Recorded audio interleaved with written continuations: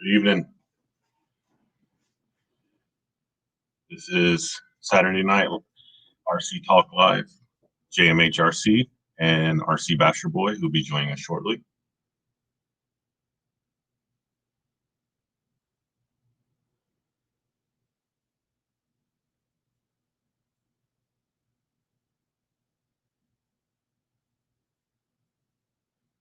Hope everybody's having a good evening.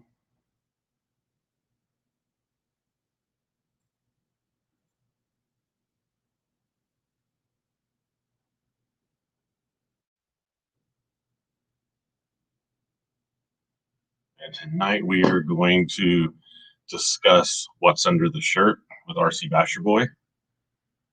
When he joins, he's got something for us to see if we can figure out what it is and do some talk about what you use to clean your RCs with.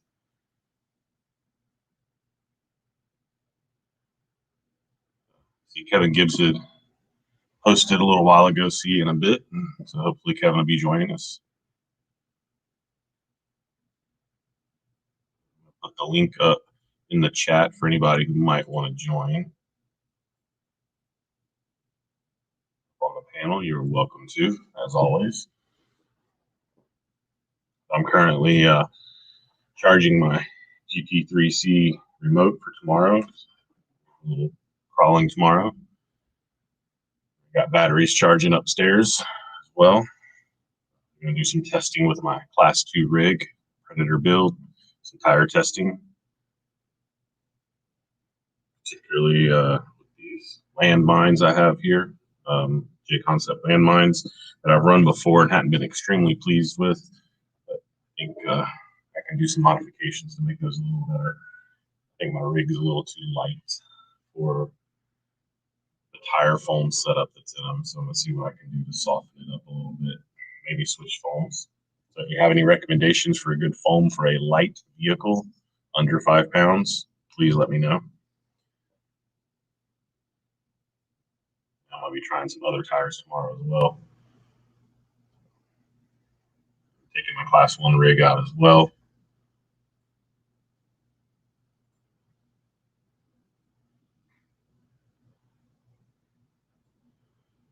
Good evening, Gabe. We'll see you on here shortly.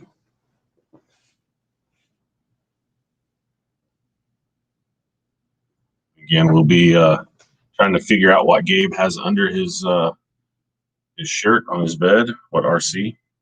Keeping in mind that he has mini RCs, somewhere around 60, I believe. So he will sure have us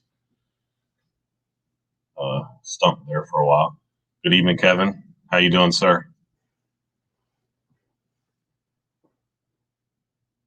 Hopefully you're doing well. Another topic we wanted to discuss was, what do you use to clean your rigs with? Doesn't matter if it's a crawler, basher, whatever it might be. And one of the things that I picked up to use, and I have used and works really well, but I do not use it frequently enough. So hopefully this topic will force me to do that. And hey, John with Team Sergeant, how's it going? WD-40, I've actually heard that works really well, and I can see where it will. And maybe something I do try in the near future myself. I currently have this Moose Slick, and I have to say that I love this stuff, particularly my V1 Gen 8. I have coated it really well with it, and the plastic looks new all the time. And we got Dennis joining. Good evening, Dennis. What's going on, John? How are you? Good, sir. How you doing? Oh, not too bad. I'm just tinkering with some trucks, getting ready for tomorrow. Go out and do a little crawling. Yeah, I'm doing some tomorrow as well. So, Bull Gear, welcome. Good evening. Just talking about what we use to clean our rigs with, which I know some of your rigs are way, way nicer than some of mine. And, you probably do things a little different in that regards. And I've mostly got I what's that? mostly use a mix of Simple Green and denatured alcohol. Spray them down, Okay. give them a little brush, and just hit them with a little bit of air, and they're clean. Nice. So what I normally do depends on how dirty they are, but I will hose them off with water. Take the air hose to them to try to dry them off as much as possible. Let them air dry, particularly my V1 Gen 8. Then I took the Mousse Slick and coated the crap out of it. Let it sit overnight, and like I had it at USTE. Now, granted, the day I drove it, it was one of the nicer days, and things had dried out quite a bit, and like there's no dirt on it. I say that I can't say there's no dirt on it, but it still looks like I coated it with the stuff the first time. Yeah, I'm gonna try a couple different things this year. And KBRC, what we got there? What rig is that? That's my Axial SCX 10.2. I got a question. Okay. See, I put new C-hubs and knuckles on it. Mm-hmm. Well, but these have two bolt. I mean, these have this connection down here and that. Oh, you can't see it. Let me see. See, it has this top piece and that top piece and that bottom piece, and the new aluminum ones only have one. So I just don't quite know how to. Do you just put that on? Is anybody? They're both there? the same knuckle? Yeah. You can put it on with a bolt and a nut. Okay, just put it on through it with a bolt and a nut. Yeah. Just so that's more like that design in your hand is more like what most of my rigs have. They're normally not sandwiched, if you want to call it that. Right, they're not like this. Yeah. Most of mine, even from the factory, are just the single, so they have a nut on them anyway. Now, is that metal piece, is it by chance threaded? I mean, that's possible too. I don't think it is. No. Okay, but yeah, a nut, a bolt and a nut. Okay, because the hot racings are like this one too, and I'm like, man, I don't know, because both of these are like that on both sides. So yeah, that's why I didn't put them on. I can do that. Gotcha. I just ordered a set of SSD aluminum knuckles for my 10.2, and it's got the double shear on. Yeah, it's sandwiched like that. Yeah, these are both. They I guess they say they're universal passenger and driver. Gotcha. Team Sergeant said his wife uses the Mousse Slick on the ATVs and UTVs, and it's very nice for non-stick film, and I would agree with that. What is that stuff you got? Mousse stick for Mousse mud. stick, yep. Well, it's a silicone protector, particularly for RCs. It says it forms a dry, dirt repellent film. And like I said, my experience with it so far has been very well. You said loose or moose? Mousse Slick. Okay, Mousse Slick. Okay. MOO Slick. It's from Cow RC. Yes, cowrc.com. That's where I purchased it. Yeah, you don't want to use WD-40 because what it'll do is it'll soften the plastics. Good evening, JM. Just put What's going on, John? Where's my motor? Trailmaster Sport. Okay. Just put that in today. I got it from Dixieland RC. Dixieland, yep. Yeah. Cody's a good guy. Good guy. Yeah, he was just out. Yes, he was. I saw pictures of him there. I'm actually going to see Javier tomorrow. Nice. Yep.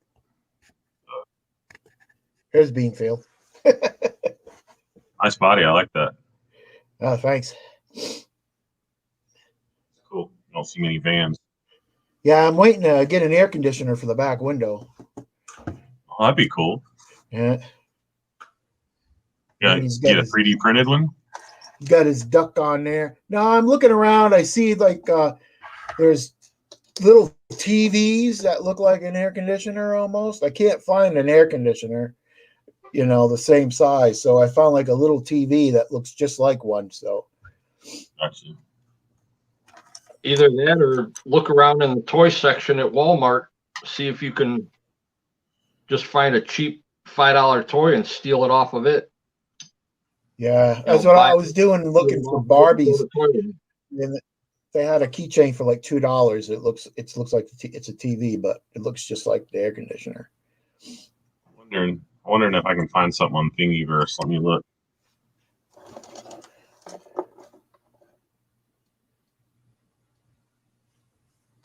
So Beanfield, you finally got your camera working, huh? Oh, I bought one. Yeah, the other one was so old it was messed up. Nice.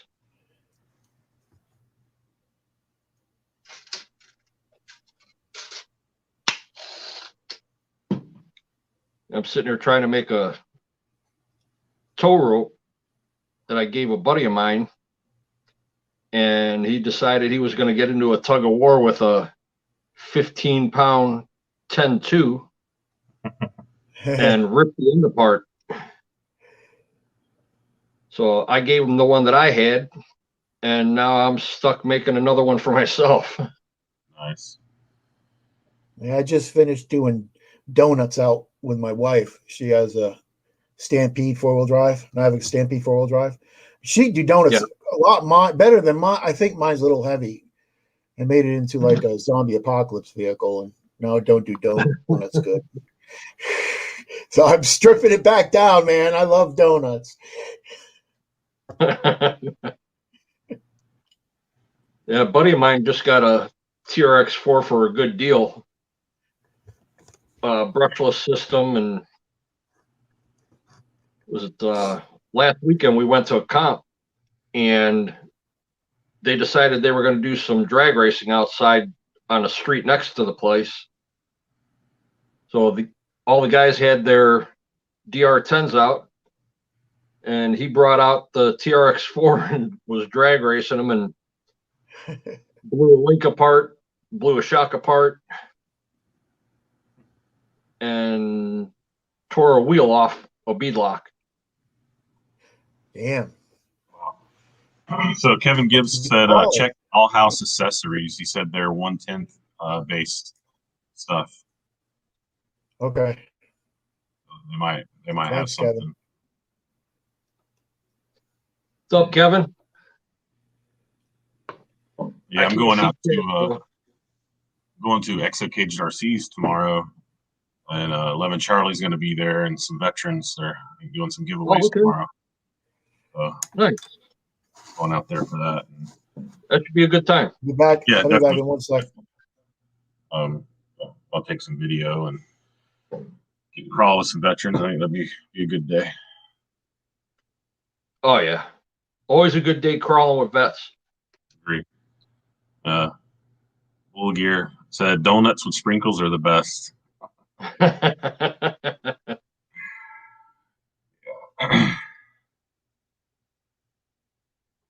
So I'm curious, anybody else in the chat, any other recommendations on cleaning your vehicles or coatings to use, or any other tricks anybody might have that we can pass on to people?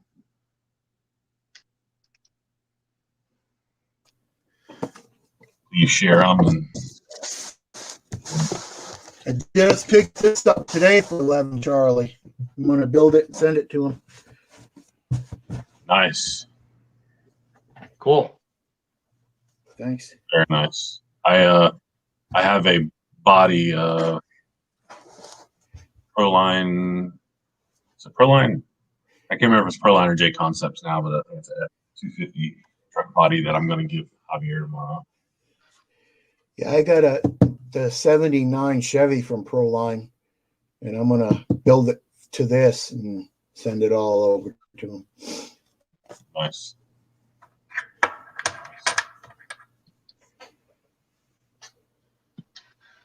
This will be my first kit I ever built.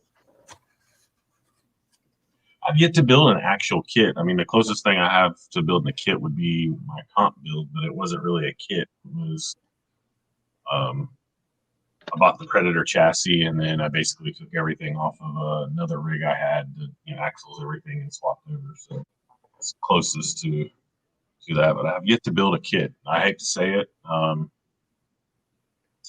I'm one that prefers to buy an RTR and just modify from there. Yeah, that's what I like doing too. But I guess you can call this a kit.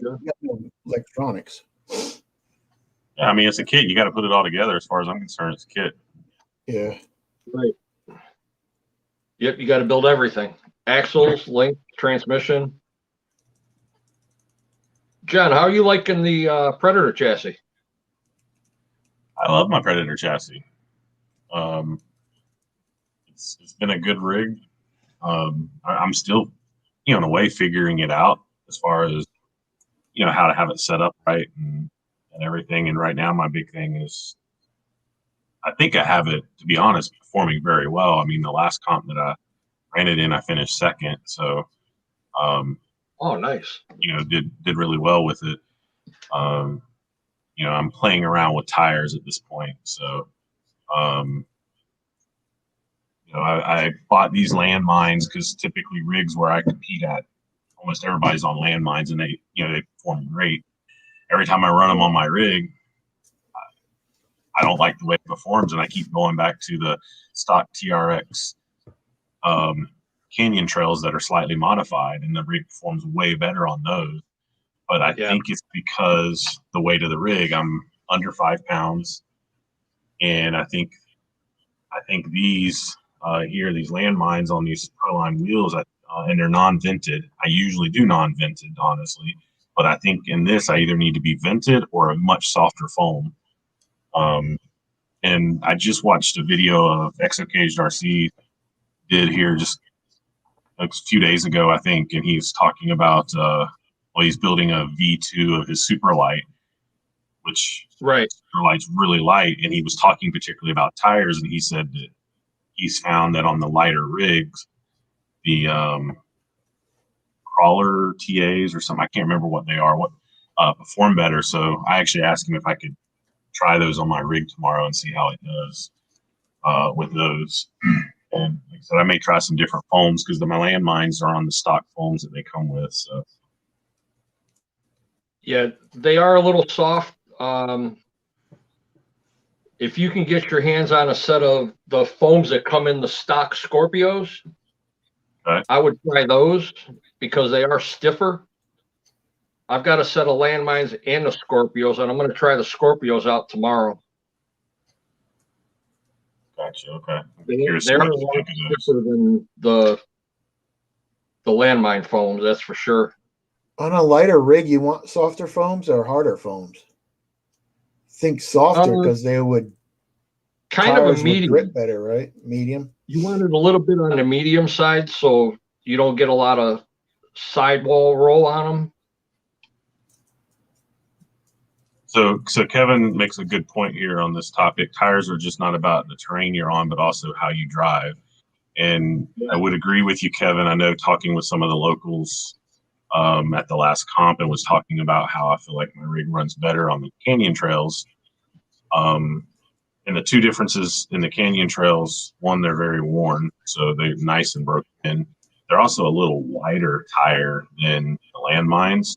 So I'm not sure what difference that may be playing, but one of the guys mentioned that, hey, it might be how your rig's set up, or it could just be your driving style, and maybe those tires are better suited to my driving style. So, that's definitely a possibility, obviously. I just took the flat irons off of mine to try these Scorpios out. So I'm going to see how those work tomorrow because I got a new set of wheels, which they're really slick. They go together super easy. Another comment, Team Sergeant mentioned to seal your RTR tires before driving in the water. And amen, brother, you are so correct on that. Here, let me. Oh, them are sweet rims, tires. Yeah, RC 4-wheel drive spiders with the J Concept Scorpios 1.9s. You know, the Scorpios, I mean, they're definitely different, but they still remind me of the landmines a little bit. Tread Right. side a little bit, but different. They've got Still, little bit of the landmine in them. yeah. Or also the trenchers and a little bit of the landmine. The guy that actually designed the Predator chassis, Jeremiah Smith from UGRC, I was just talking with him a little bit ago, and he wanted me to let him know how these tires are going to work because he was thinking about putting them on one of his trucks. Nice. I'll be interested to see what you think of them. I got a little tip for how to put bead locks on. Get longer screws, one or two longer screws, then screw them in, and then they sandwich real easy. Yeah, that was just a little sneak peek. Yeah, I agree with the longer screws, but I also, you know, I know there's a few different tools out there. I know DSM has the Bead Lock Buddy. I think it's like $15. Yeah, I've and it's seen just that. 3D printed parts, but I mean, it works well. It works really well. You can, of course, make that, you know, a nut and bolt, long nut and bolt through the middle with some washers and make your own if you want. But I like supporting companies like DSM and stuff that generally put out good stuff. And Kevin says he uses the outside of the tires to hook up a lot due to the approach angle of his Bronco. So he runs the KLRs, the aggressive sidewall. You know, those tires that I got are the green compound. My landmines are the green too.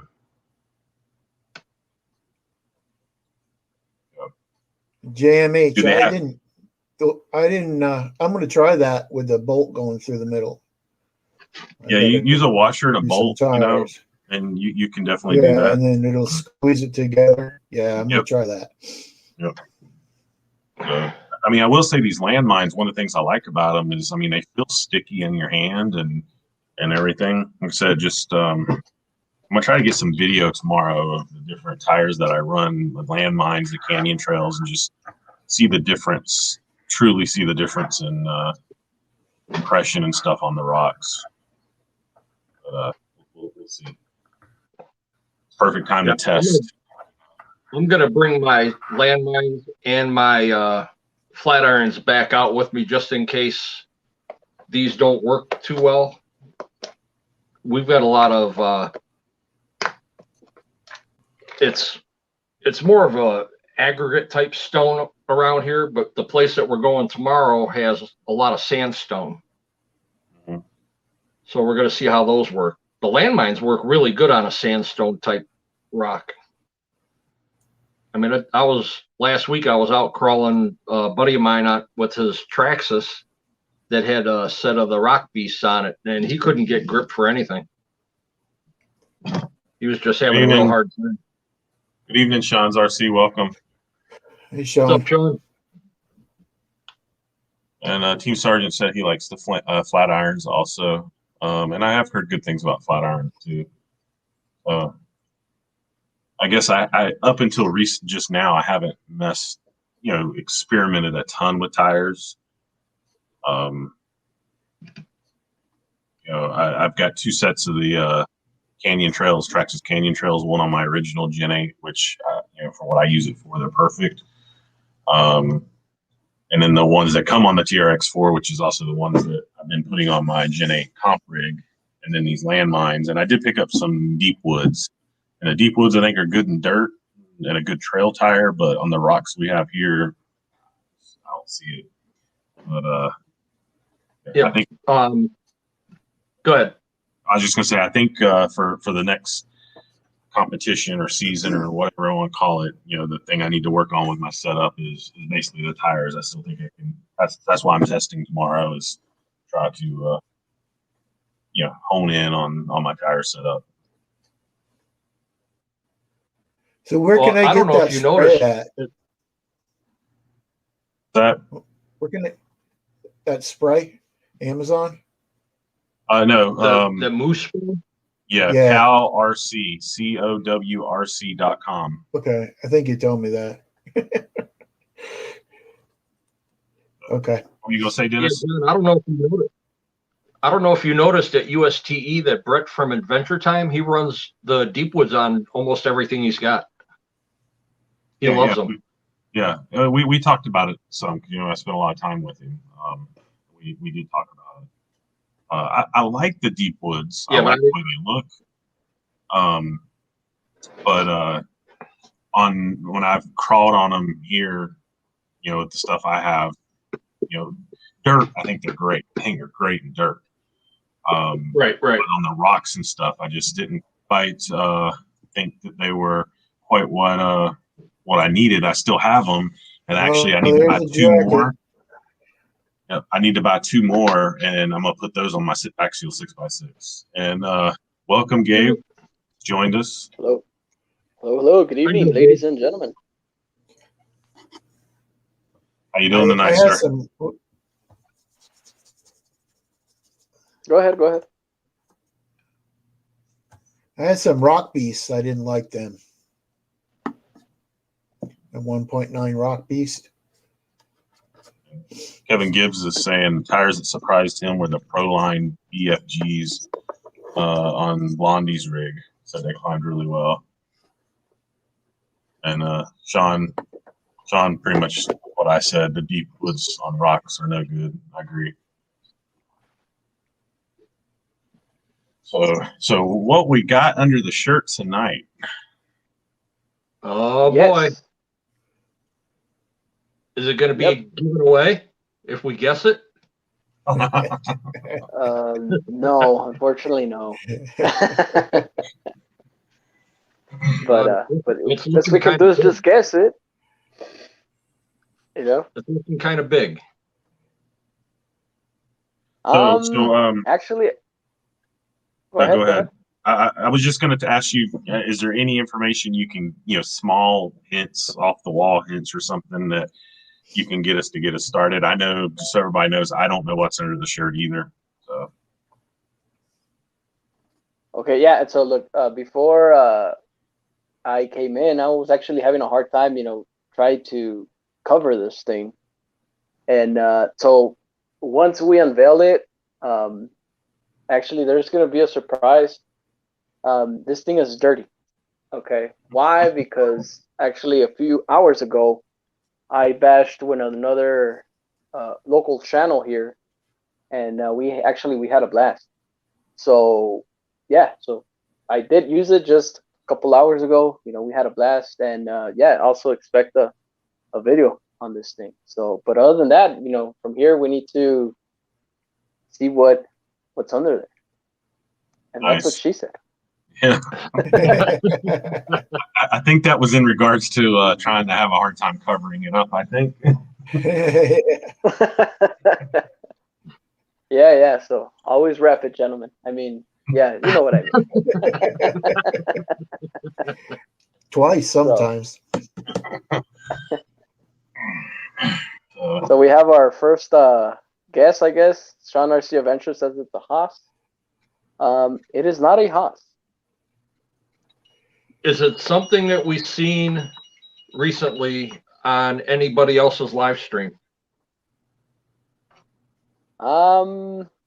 I'm gonna say no, actually. And then I haven't been, on other live streams lately, but if you have seen another live streams, I apologize, but to my knowledge, I don't think so. Well, and actually, look. Go ahead. What? Tanks the other night. Oh yes. So from that live stream, no, it is a different RC.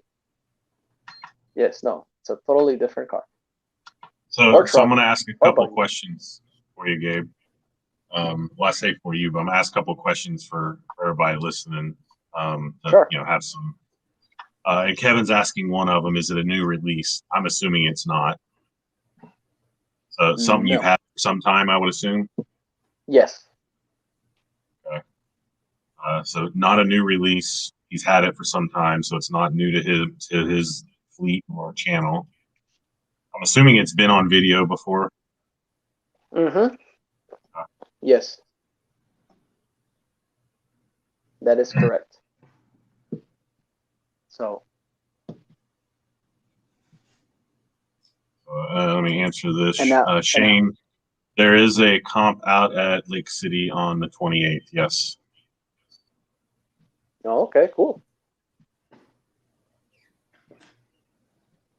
What is the comp about, if you don't mind me asking? Crawler comp. Oh, sweet, cool. Usually, monthly deal. So Kevin's got another guess up here. Is it made by Kyosho? I was thinking the same thing. Oh man. Sounds like somebody's already zoomed in on the on what we got here, and look who's joining us here. How you doing, Good Tank? evening, Tank. Hey Tank, How you welcome. doing? Good evening. So I see Tank. RC Good Bachelor evening. Boy is trying to do a reveal again tonight. Yeah, it's a guess what's under the shirt. Okay. I hope it's not that ugly one. He's got one that's really ugly. Which one? Man, I can't remember. I think it's that low-C, or it's got a low-C kind of body on it or something like that. It's anyways. I know you. Yes. Anyways, it was really ugly.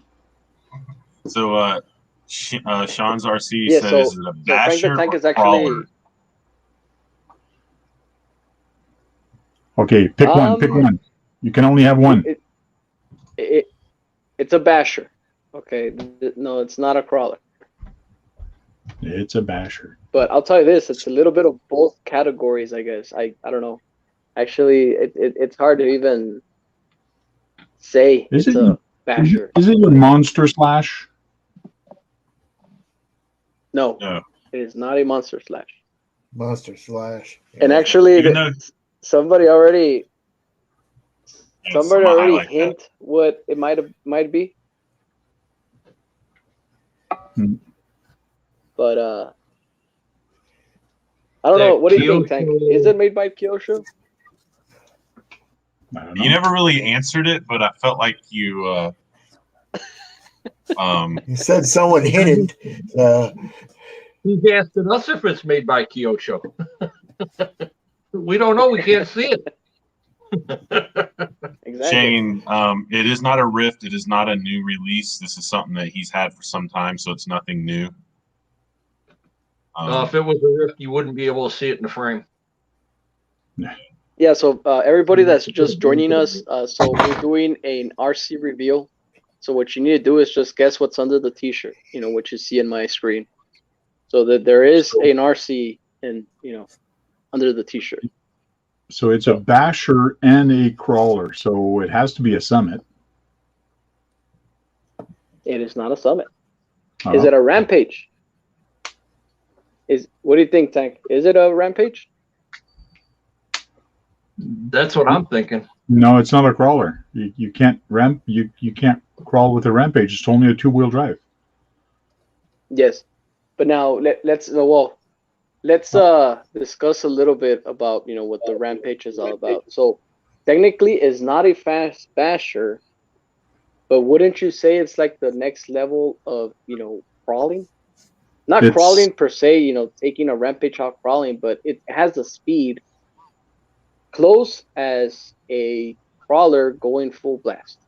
I mean, it's hard to even categorize the rampage. It's like what I a mean, right? short course truck. It's a 2-wheel drive short course truck, but narrower. It's a pickup truck. It's like it handles almost like a 2-wheel drive short course truck. Because theoretically, that's what Yes. it is.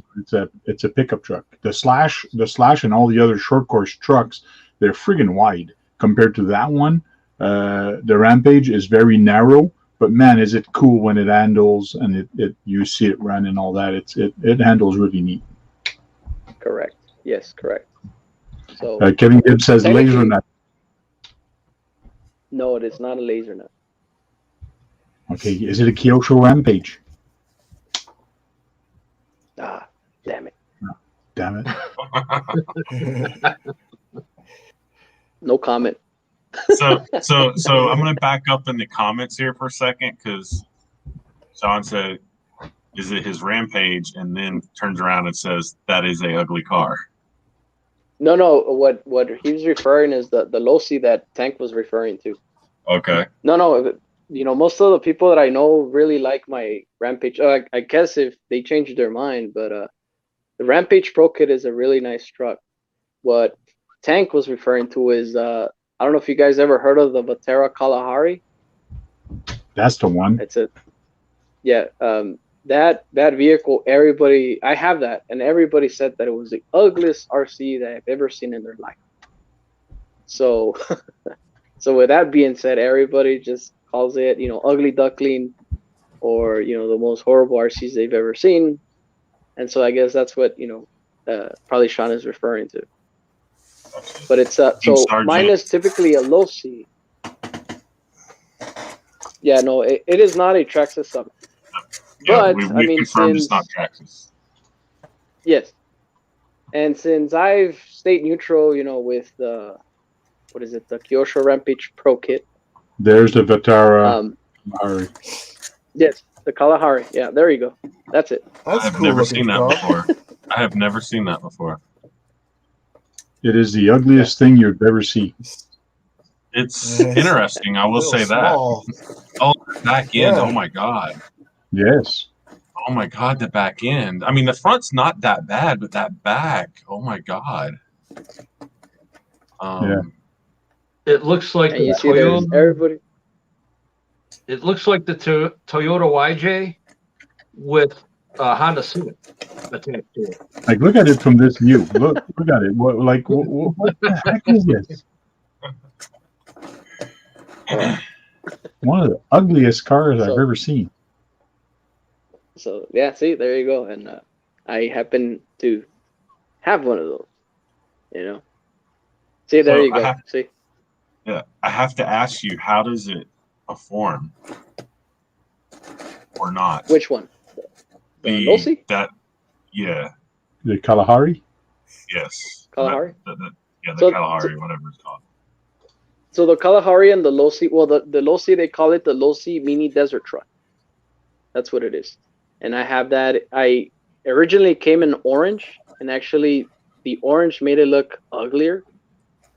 But I actually got the Kalahari, which is white, and then I actually put white wheels on there. So it has this white on white deal now. And it kind of looks okay, But the way it performs, I gotta say, man, it is tiny, but it performs very good. Picture a Losi Mini 8, but on that chassis. On that body, I mean, sorry. So Kevin it's Gibbs says, so basically ugly, that. it's cool. Yeah, so there's a lot of love and hate on that car. So, but if you like, before anything, I'll unveil this, and if you like, I can actually showcase that one as well, if you're interested. Sure. That may hurt. But Tank yeah. might not like that. It doesn't matter, No. man. It doesn't matter. Yeah, but if you guys have the curiosity, of course, so.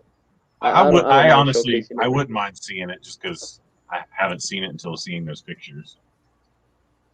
Great, yeah. Of course, we'll get to it in just a bit, I guess. But yeah, and then so people just keep answering stuff, And yes, Green Frog, that's what I call it, the Vatera, because of the Kalahari, and then Losi because of the mini desert truck. So I combined the body with that, so it became a Vaterosi. So, it is not a Glamisphere, no. I have that one also handy, so, but no, it is not. But hey, I mean, so what? You guys are ready for me to do the unveiling, Should I get mine too? or if you like? So any All other right, guesses, so here we go. anybody? Final guesses before he reveals. Let's see if it looks like the one I'm gonna get. No idea. Yeah, let's wait for Tank here, and then so I'm just gonna remember you guys. Tell you guys again. You know, I used this barely. Okay, I used it a couple of hours ago. This thing is dirty as hell, and it's under a bit. Okay, so just so you guys know. And So that'll allow a good then I'll- segue into cleaning vehicles, then, right? Yeah. Right? Yeah. So what would be some good cleaning supplies to clean it? Yeah, exactly. Yes.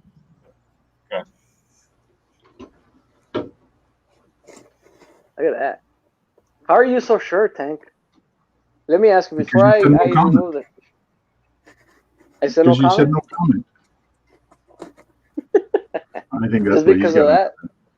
That's a nice looking Well, truck. what That's if a it's nice looking truck. That's the Kyosho Rampage.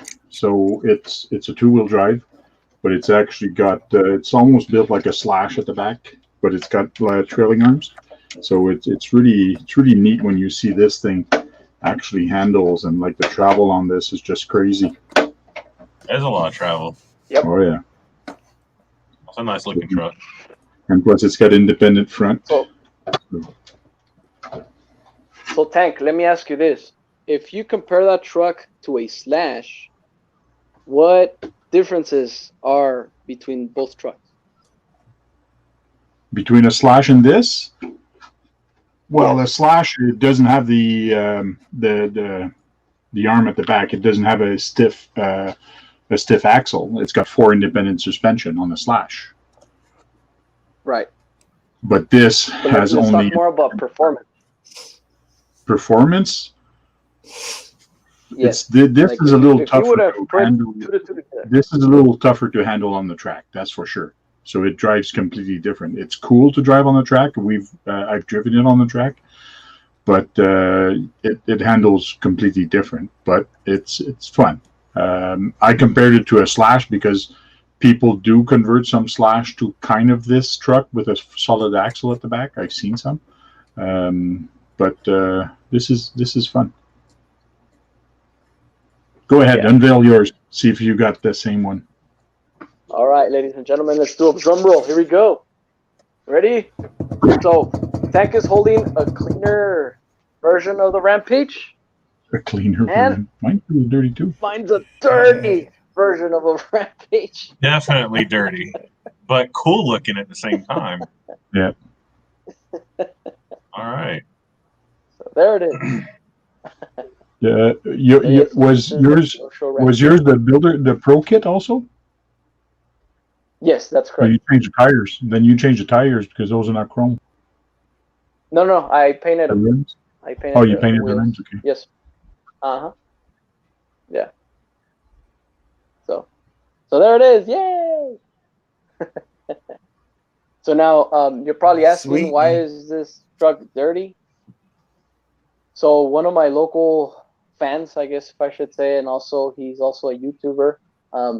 We went out to the RC Bashful Boy Arena, and he also has one. He also has a Kyosho Rampage truck. So we went out there and we bashed these things like there's no tomorrow.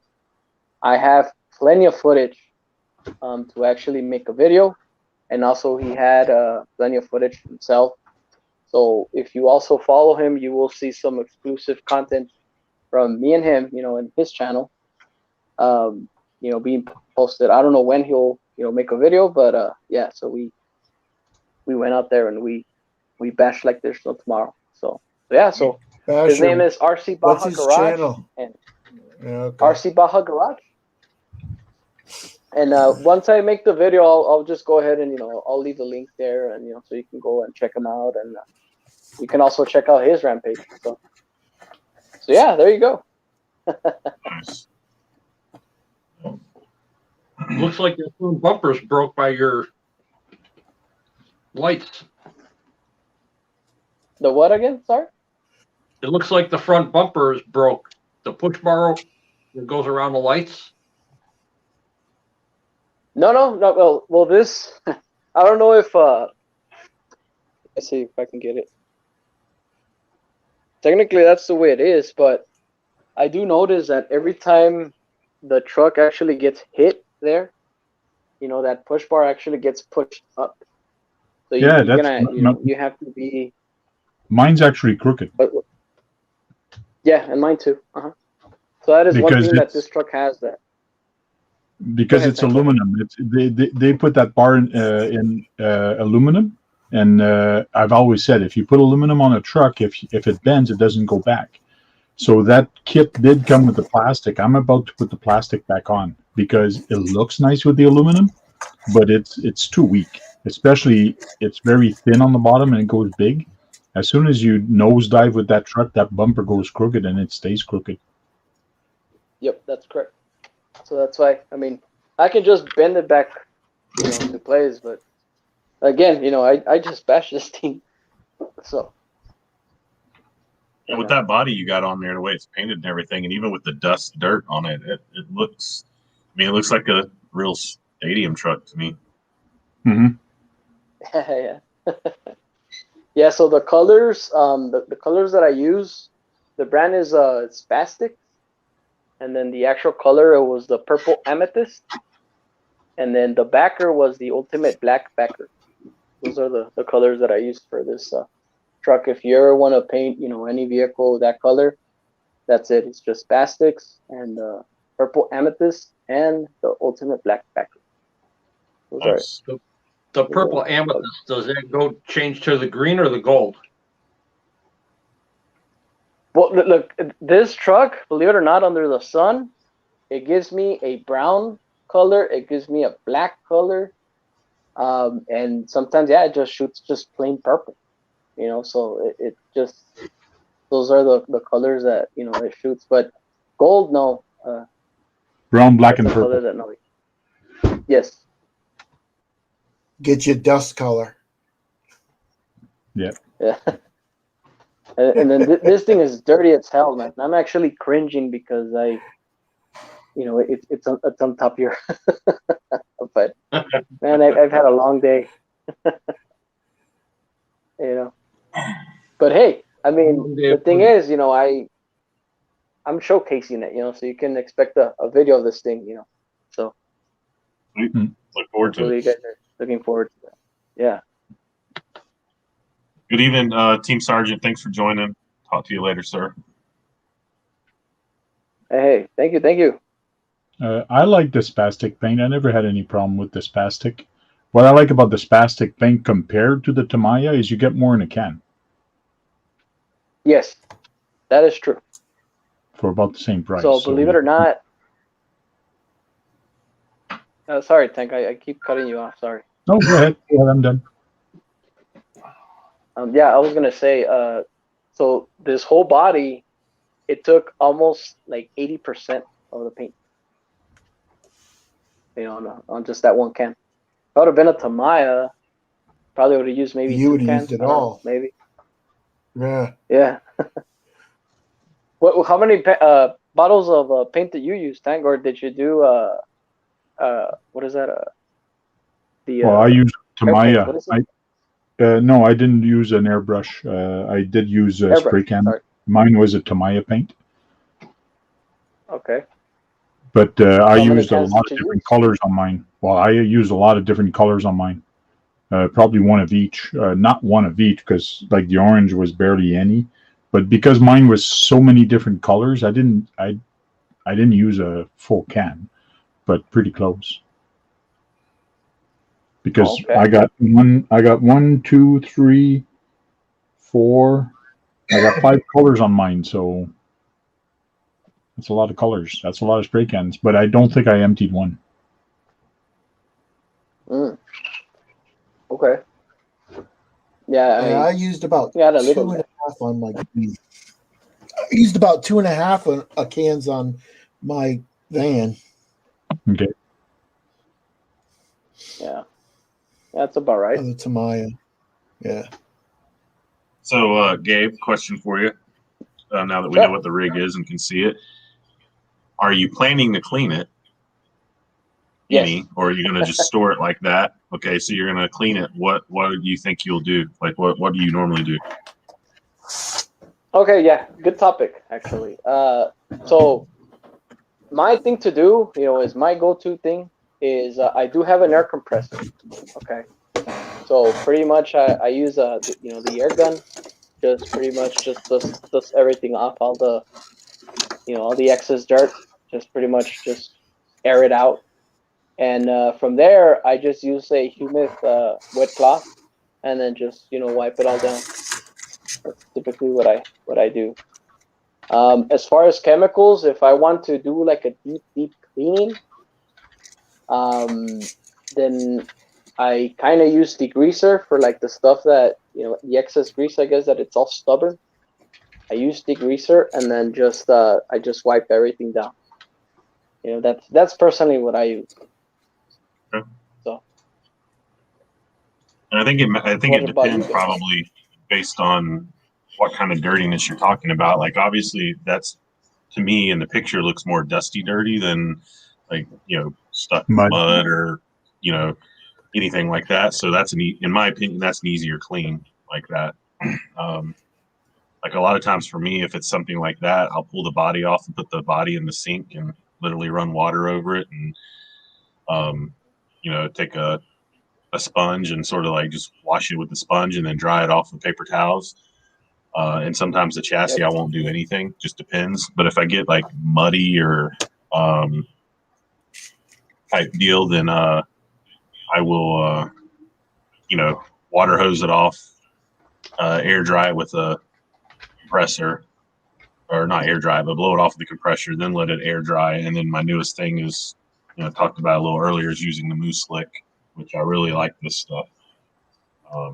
I have it on. I coated my original Gen 8 really well with that, and now when it gets dirty, it doesn't get as dirty and it cleans really easily. Okay. You put that stuff on the tires and everything? I didn't really do it on the tires, no. I just did like all the chassis, axles, everything like that. Yeah, electronics and stuff. Oh yeah, I sprayed everything, motor, everything. Yeah, I just sprayed it down. Okay. Hey, John, can you take me off the showcase? Oh yeah, sorry. Yeah, it was. He was. It's okay. Beanfield was in some nasty stuff the other day. Tank, what do you do to clean yours? I don't. I let the dust, let gravity clean it. Okay, all right. On a lot of things, it's Oh, usually look at when that. I fix it, I clean it. When I fix the truck, that's when I usually clean it. Or if there's a lot of baked mud on it, I usually hose it down. Mostly all my trucks are all waterproof anyways. I went camping one time, and after we had some fun with the slash, I went to the beach and the two slashes, and I was washing them in the river, in the lake, and some people were going, "What are you doing?" Well, I'm washing my RC cars. He goes, "Those things waterproof?" I go, "Yeah." So like, once you turn it off, once you put it in the water, rinse it off and all that, you're okay, and then it dries all overnight, and then you can run them. But the receiver box, everything is waterproof, so there's no problem with the slash. Yep. But if I do a cleaning on my truck, I use Simple Green. I spray it all over the place, and then what I use is actually a paintbrush. You can use a paintbrush with bristles, and then I just use the bristle, like to go in the rims, to clean rims. That's the best thing. Spray it with Simple Green, and then you just use a brush, and you just go with a brush. It's almost like going with a rag, but the bristles from the brush gets in all the holes, and it just rubs everywhere. And using a brush really cleans the corner, even in the car. When you're using and you're scrubbing, or a toothbrush. I like the paintbrush one because the bristles are longer. You can get right into the A-arms with a paintbrush. Toothbrush is good, but I find the brush is a little too small for a toothbrush for me. But that's why I use a paintbrush to really clean it. That's what I usually do when I want to sell my cars. Is I clean it real good and I make it look like I take care of them, so I can sell them for big bucks and not selling it dusty. In other words. Very good. Good suggestions, I think. We had a Yeah. question. Yeah. What would you use to clean some metal crawler rims back to new looking? They're anodized. You want to clean them up with the rest, which Kevin Gibbs recommended aluminum polish for the Dremel. Just that's a little tougher because aluminum gets scuffed, and it's a little tougher to fix. So you do have to use something to buff it up a little bit to bring it to new. If you're just cleaning it, a paintbrush is a good way to clean it and a good cleaner. But yeah, a Dremel with that spins that you can use a paste, and if you really want to do some nice work, you can use that, no problem. So I will say on my wheels and tires, and something that I want to. I do my wheels and tires a little differently. Those are the things that probably get cleaned the most on my vehicles because I hang them up. So if my tires have sand or dirt on them, I unbolt them, take them to the kitchen sink, put them under hot water, and rub my hands across them, and then let them air dry, put them back on the vehicle, and hang them up. Basically, is what I do with my wheels and tires. So my aluminum wheels, I end up just using my hands. My fingers just going across it, knocking the stuff off. So, Gabe, what were you gonna say?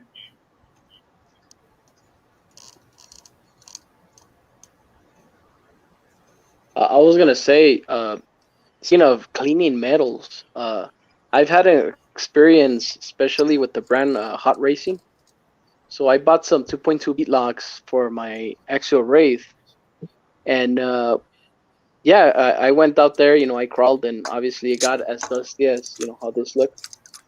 And I just got a wet cloth, and I just cleaned them off. And the next day, it turns out that they got rusted. So make sure that if you're gonna put some type of moisture or anything, make sure I guess they're protected, to rust. Because you do have to dry it. Mine actually corroded. Yep. So that's another thing too. Usually, especially on the slash, after I bash with it and after I wash it with a hose, keep out an eye on I take a can of WD-40 and I just press a little bit with the little straw that's on it. And everywhere there's a screw, I just put a little dot of WD-40 on all the screws, and that really stops the screws from rusting. The Stampede's the same way. It'll after I wash it, it'll rust up. Yeah, but you put WD-40 on the nuts, and they'll come really clean. Do not put WD-40 on your bearings. That's the worst thing you could put on bearings is WD-40. You're gonna lock them. You lock them. Yeah, because WD-40 is actually, if you look on the can and read, it's actually a degreaser. It will not oil your bearings. It's actually going to take any grease off of it, and then you're running with dry bearings. So how about the 2-in-1 oil? Is the 2-in-1 oil okay? 2-in-1 oil is okay, but on sealed bearings, you shouldn't have to run anything on it. But what happens with bearings, and especially with race bearings or any bearings, and I showed that to my son with a spinner. You take a spinner, a fidget spinner, dry spin, and you spin it. It goes really fast. Take 2-in-1 oil, put only one drop in those bearing, in that center bearing, and spin it. I guarantee you it will not spin as fast or as long because your oil is actually in there and it's working on the bearings. It's helping the bearings a little bit, but it's actually slowing everything down. So when you think about that, is it better and is it going to make your car go faster if you oil your bearings? I don't think so, because the oil actually, when it goes around, the oil actually stops it a little bit, just like it stops the spinner. So it's better to run dry than to run with oil on your bearings. But you got to get the dust off of it. Clean them, run the dust, and you're okay. That's my thought, anyways. Kevin Gibbs says, "What's your all-time favorite tire cleaner besides Simple Green?" And my answer is my hands.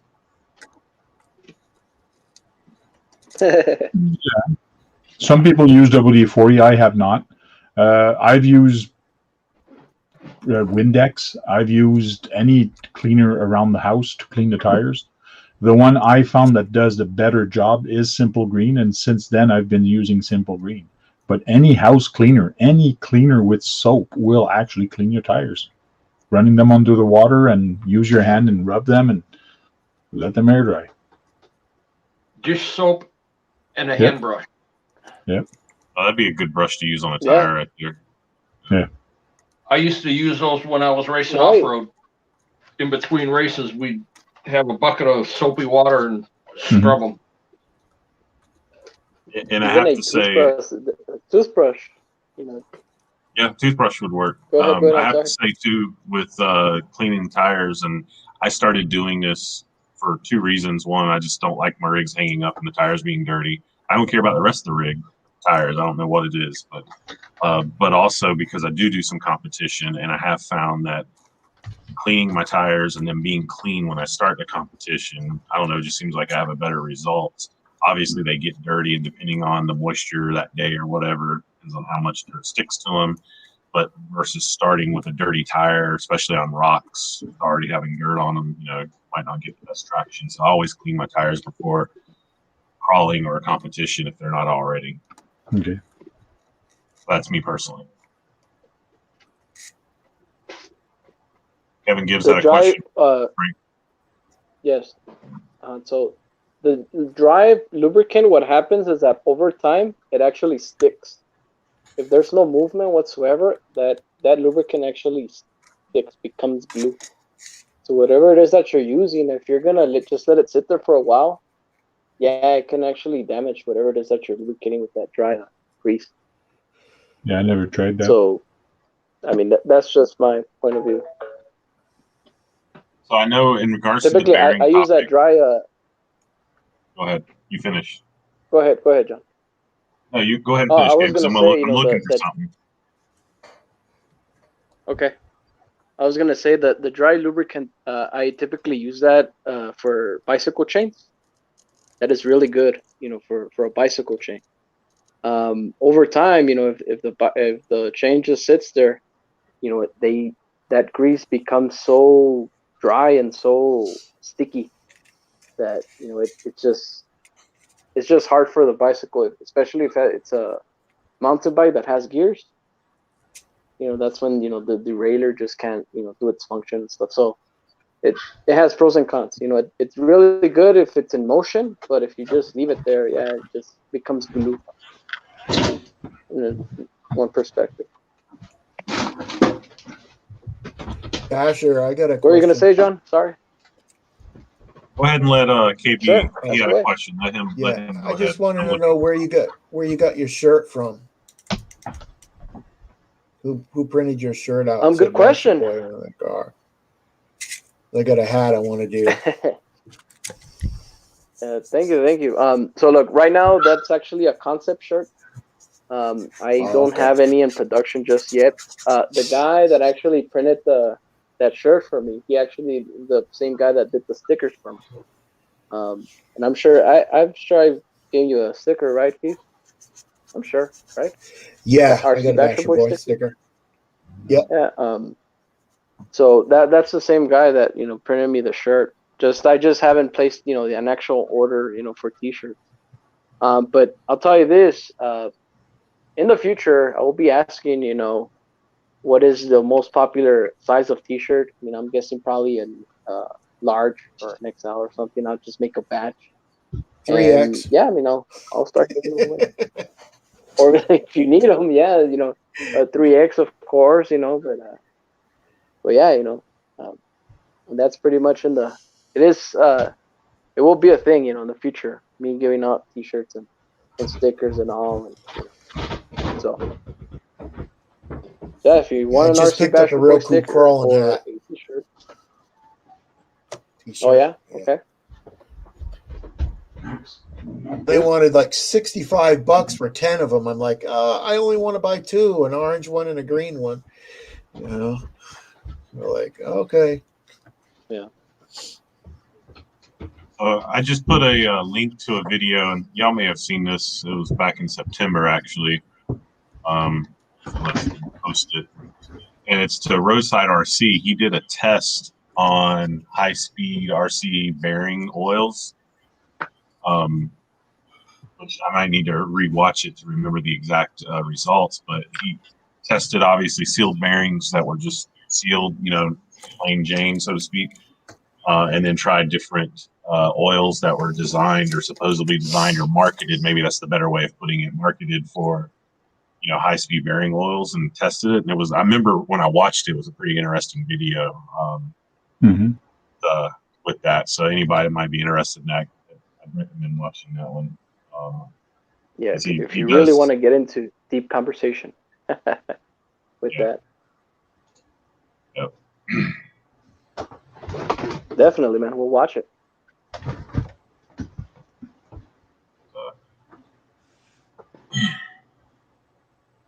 But So Dennis, what do you use for cleaning accessories and stuff? And did you already answer by any chance? I'm not sure. Yeah, I use a mix of Simple Green and denatured alcohol. It's a 50-50 mix. I'll spray it on, let it sit, scrub it, and then rinse it off, and then blow it off with the compressor. Okay.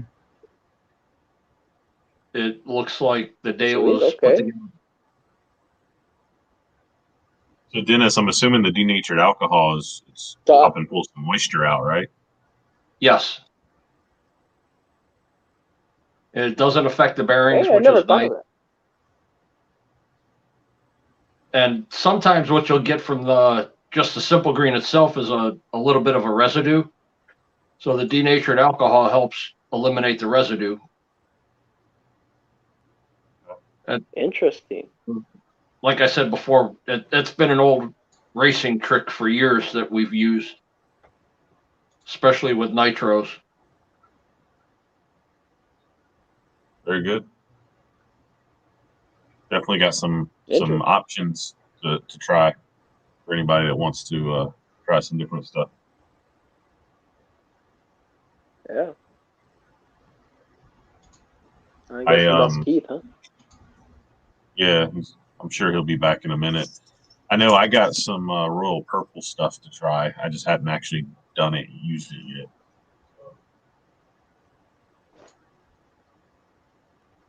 Yeah, I seen the video that RC Voodoo did with the that all-purpose cleaner that somebody was giving them to try. And is that what that was? Yep. Yeah, they sent me the same stuff. Oh, okay. Yeah. I just they sent me a nice package. To be honest, like they reached out to me and was like, "Hey, would you check this out?" Up there. I just clicked it off. Don't have battery the way it is. And yeah, sent me a nice box with quite a bit of Is that stuff. what I do? Just click that. Hey KB, you're on. You're live again, Keith. But they sent me a nice package. I just hadn't had the opportunity to use it yet. I've got some stuff at work that one of our suppliers gives us. It's a really nice cleaner. I'm going to find out if it actually will affect plastic or any kind of lubricant. Because if it'll attack grease or oil, I won't use it. Oh yeah. So I asked when they reached out to me, want me to review the product. I specifically asked them, like, look, I'm with RC cars, most of them are plastic. Is this going to hurt plastic or anything? And they assured me that it was safe for the plastic. So, right. I have used it. I have a car that I off-road race, a real car, and I did use it. The paint on it's horrible. I sprayed the outside of the car down with it and took it through a car wash because it was really dirty from off-road racing. And I will say in that regards, it worked very well. But just haven't had the opportunity to use it on RC yet. Cool.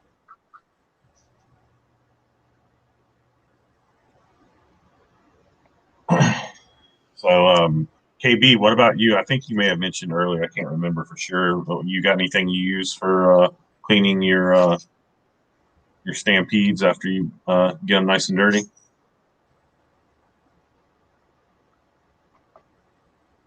And you're muted, by Yeah, the way, yeah, Keith. yeah. There you go. There he is. My internet's messing up on me, so no, I'm gonna try your stuff. See, spray it down, and clean it. I just usually do water and You don't have any. then air compressor. Okay.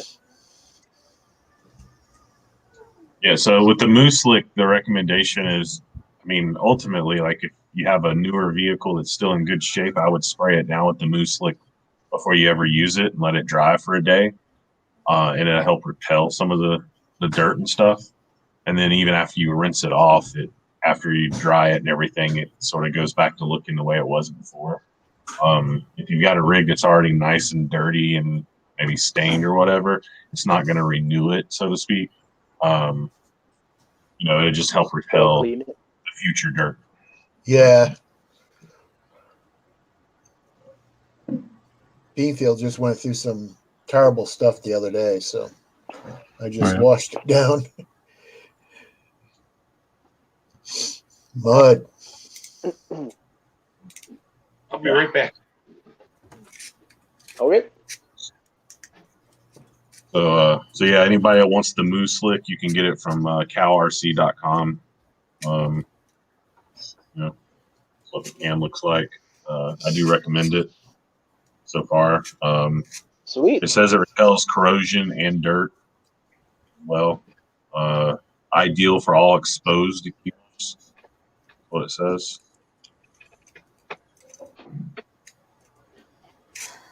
Cool. Definitely, man. Yeah, just before the show tonight, we went out. So can you? What's that, Gabe? Go ahead, Keith. Oh, just before the show tonight, we went out and did donuts out there, and our stampedes are terrible dusty. So we just cleaned them all up, and washed them all down, turned to mud almost. Took so much dust on them. That's it. What was that, Gabe, you were going to say? I was gonna say, if you have an extra can that you can send over here, so I can clean this thing, with that can you had. This is the only one I have the Moose Lick, but Damn, you beat me to that, buddy. I do have some extra, an extra bottle or two of the Royal Purple. I could always send you one of those if you wanted to try it. I was impressed how much the stuff they sent me. It wasn't like they sent me one bottle. I mean, they sent me multiple bottles and some tire cleaner and an empty bottle to mix some stuff in. Like they sent quite a bit of stuff. That's cool, man. You know what I'm noticing, on my truck? Actually, here, I don't know if you can watch that on camera, but I used to have a tow hook here, and I guess it got yanked off today. You see it? See that big old hole? I noticed it earlier. Yeah, there's a big old hole right there. There used to be a tow hook there. But me and this guy, man, we did some bashing today, and actually it was a blast. Actually, I can't wait, after all this, I can't wait to go and edit all this stuff out. I'm anxious to see the video, myself. Very nice. Well, I know a skateboard park is not good for Lexan bodies. I know that. Trash. No, that'll crack your Lexan for sure. So Kevin Gibbs has a question. What's your next upgrade and on which rig? So let's start with Tank. That's it. Put me on the spot. I am not a upgrade kind of guy. When something breaks, I replace it with stock parts. The only time I would upgrade something would be like I did on my TF2. I put the AMS skid plate under it to get rid of that ball underneath the TF2. But I ran that TF2 for 3 or 4 years the way it was. So I knew how to handle it, but it makes a world of difference now. But usually I don't do a lot of upgrades on my cars other than custom paint job or custom stuff on the bodies. Usually I leave them stock. Okay. Oh, that's fair. Sweet. Dennis, you got an upgrade or anything coming? And if so, what rig? Well, I actually know you have an upgrade because you sort of showed it earlier.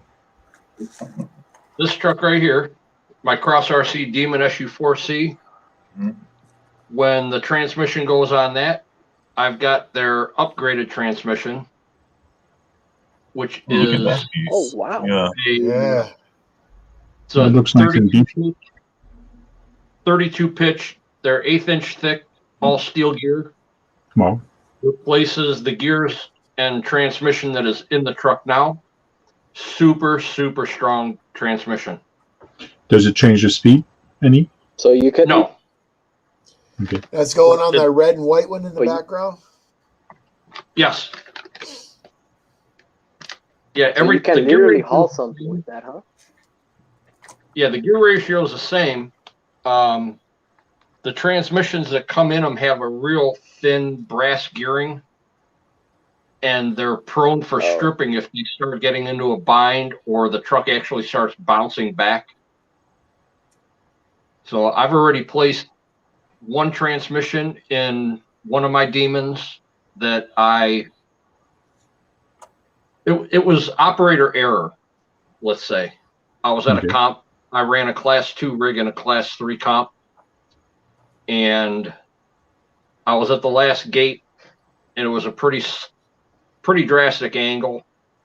And the tires kept biting, but it kept sliding back. So I throttled in a little more to get a little bit of boost up it. And when it bounced back, I just heard the transmission just blow apart. And it's a really inexpensive upgrade. It's only a $42 transmission. That's Wow. not bad. It's cheap for what it looks nice. Yeah. It's Yeah, all it looks CVT. nice. It's a really nice transmission. And they give you That looks like you can really pull something. oh yeah.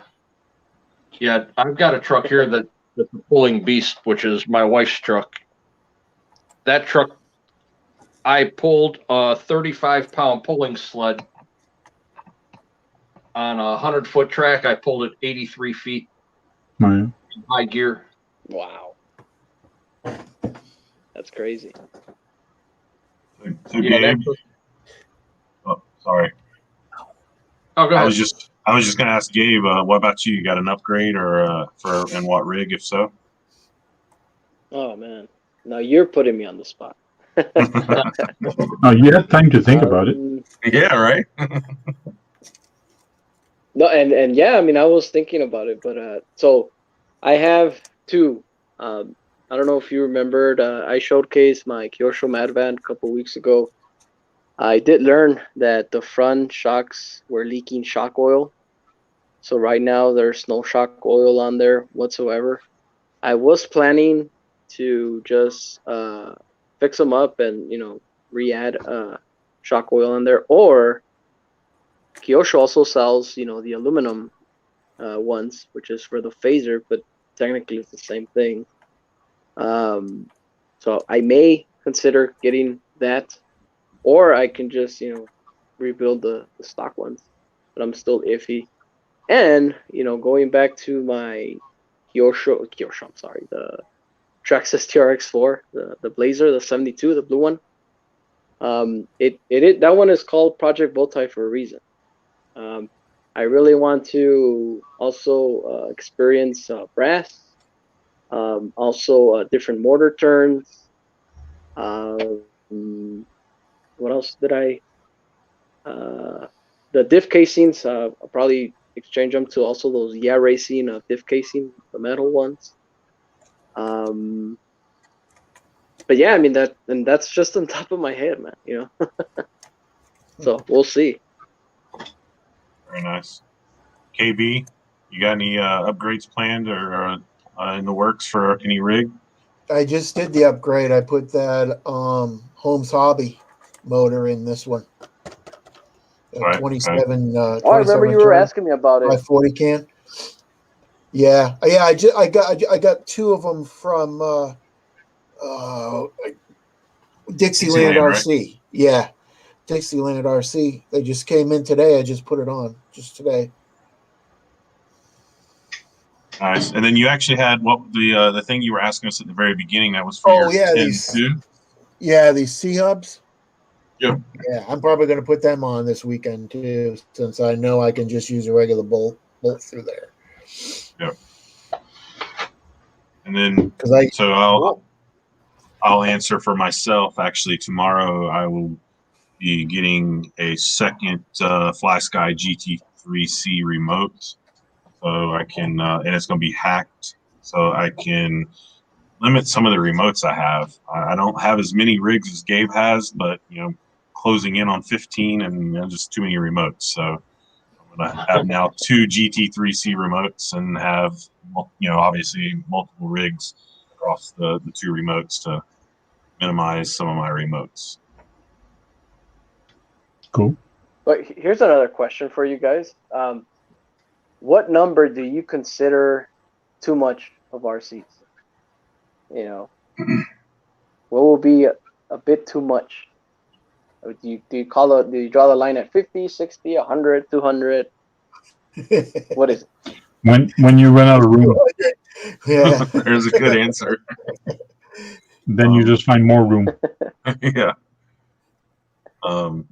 That's a good question. I've been changing my view on that personally. Like I said, I'm closing in on roughly 15, and I was starting to think like, Jesus, I got too many RCs. And obviously, Gabe, I know you have like around 60 or so. And Exo Caged RC, we were discussing it fairly recently, and he's not even sure how many he's got. He goes, I think I've got, probably 40 or 50. So I realized, and actually a buddy, local buddy also, I think he told me he's got 30 something RCs. So I'm like, okay, at 15, I can't have too many since everybody I'm talking to seems to be double or more.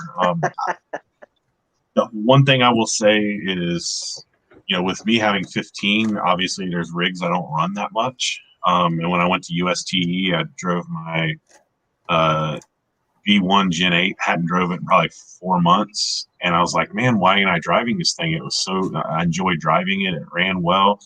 And I'm like, I know why I don't drive it, because having a hard time driving other rigs, and stuff. That's the only issue I see with having so many rigs, is not getting to spend, I don't know if you want to say quality time with them all, so to speak. Here you go, quality time.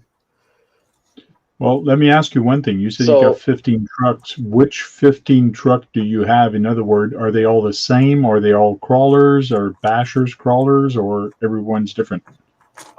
There's a mixture. Good question. Mostly crawlers, but I have, a Traxxas Max, is my big basher. I have a Helion Citrion 2-wheel drive buggy as a basher as well. My very first hobby grade RC, which is a Duratrax Invader. I still have that. And actually, I have 3 other rolling chassis that I need to make into working rigs as well.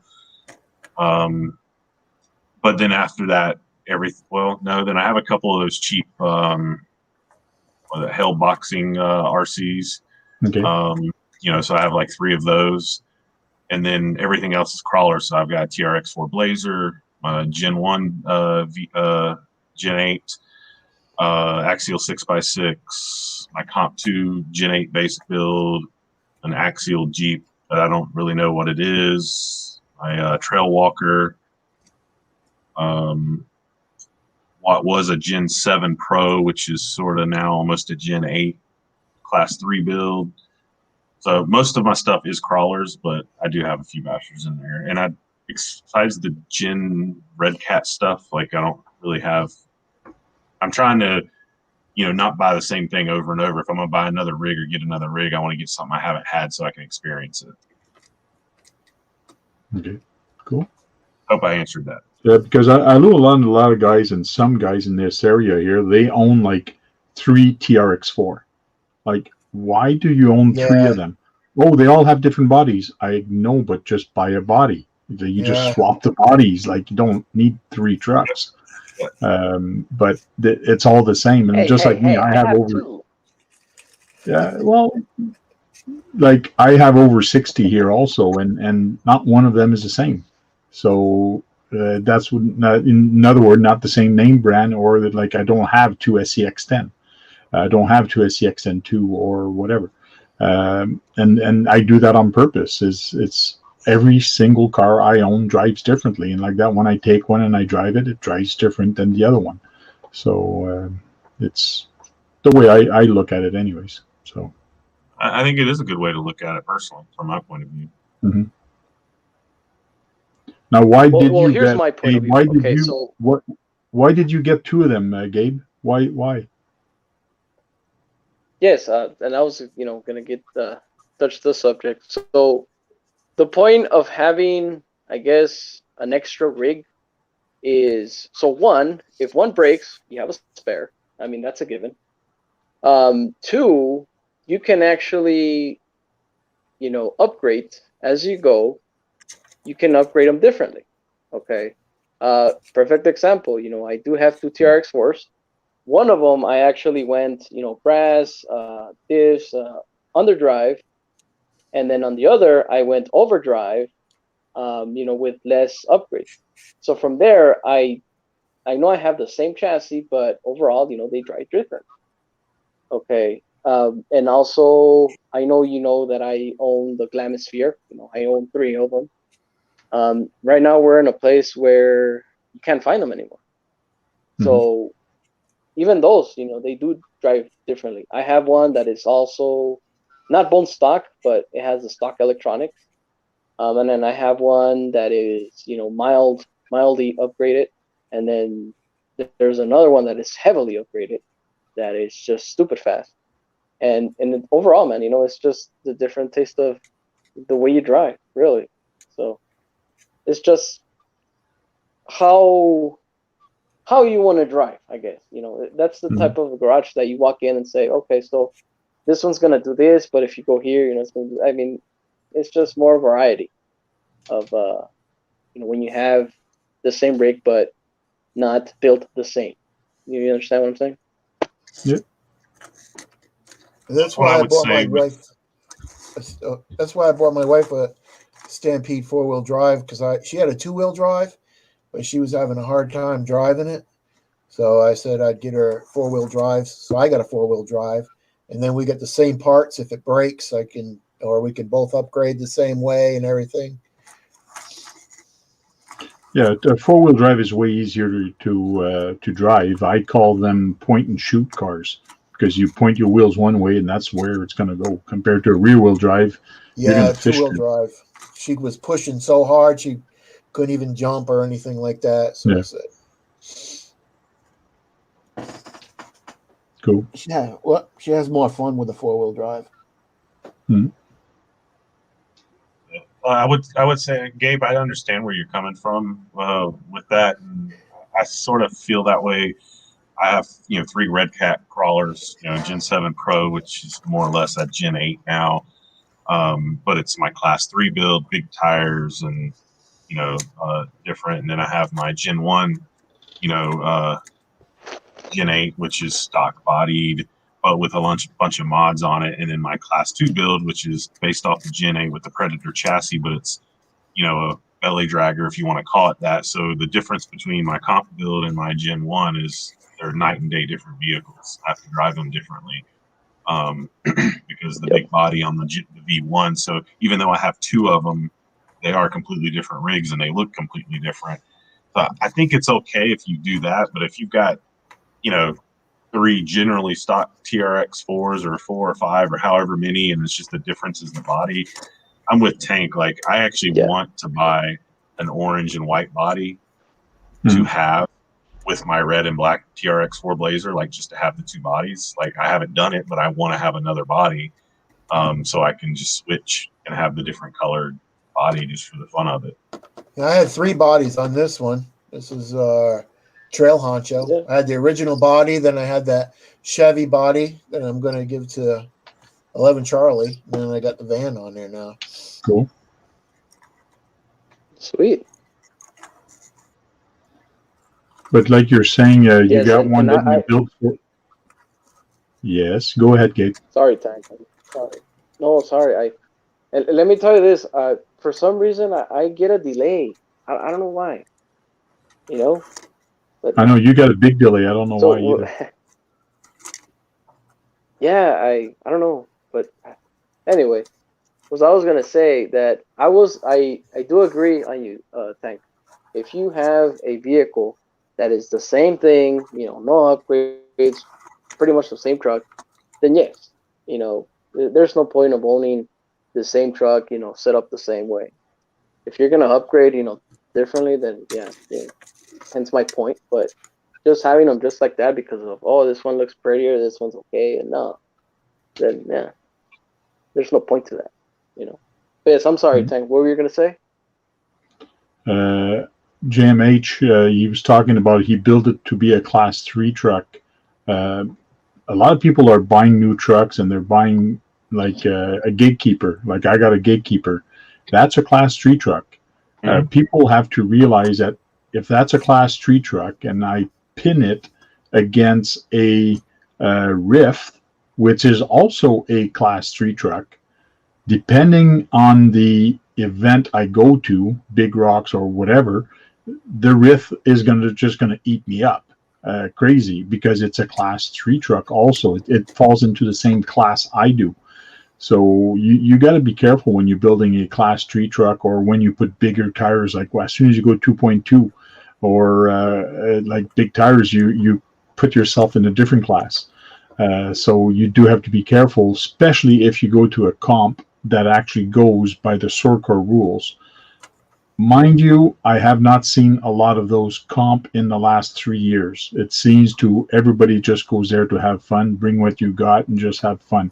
Those are the comp I've been seeing a lot of, but not any of the Sorcar, which is good, but not good at the same time because now some people are just going crazy with some of these trucks. But anyways, agree on all that. Actually, where I compete here, nothing's been said about the Rift yet, but what I'm foreseeing will happen is, when the Capra came out, you could easily, it's put big tires on it. It's a class 3 rig, and you could easily say that, hey, that's a killer in class 3 potentially, depending on how you look at it. So actually, where I compete, they don't allow the Capras in class 3. There's a Capra class for Capras themselves. Same thing with TRX 6s. You could put or any 6x6, put big tires on it, throw it in class 3 potentially. But they basically is like, we won't put those in class 3. They will have their own class.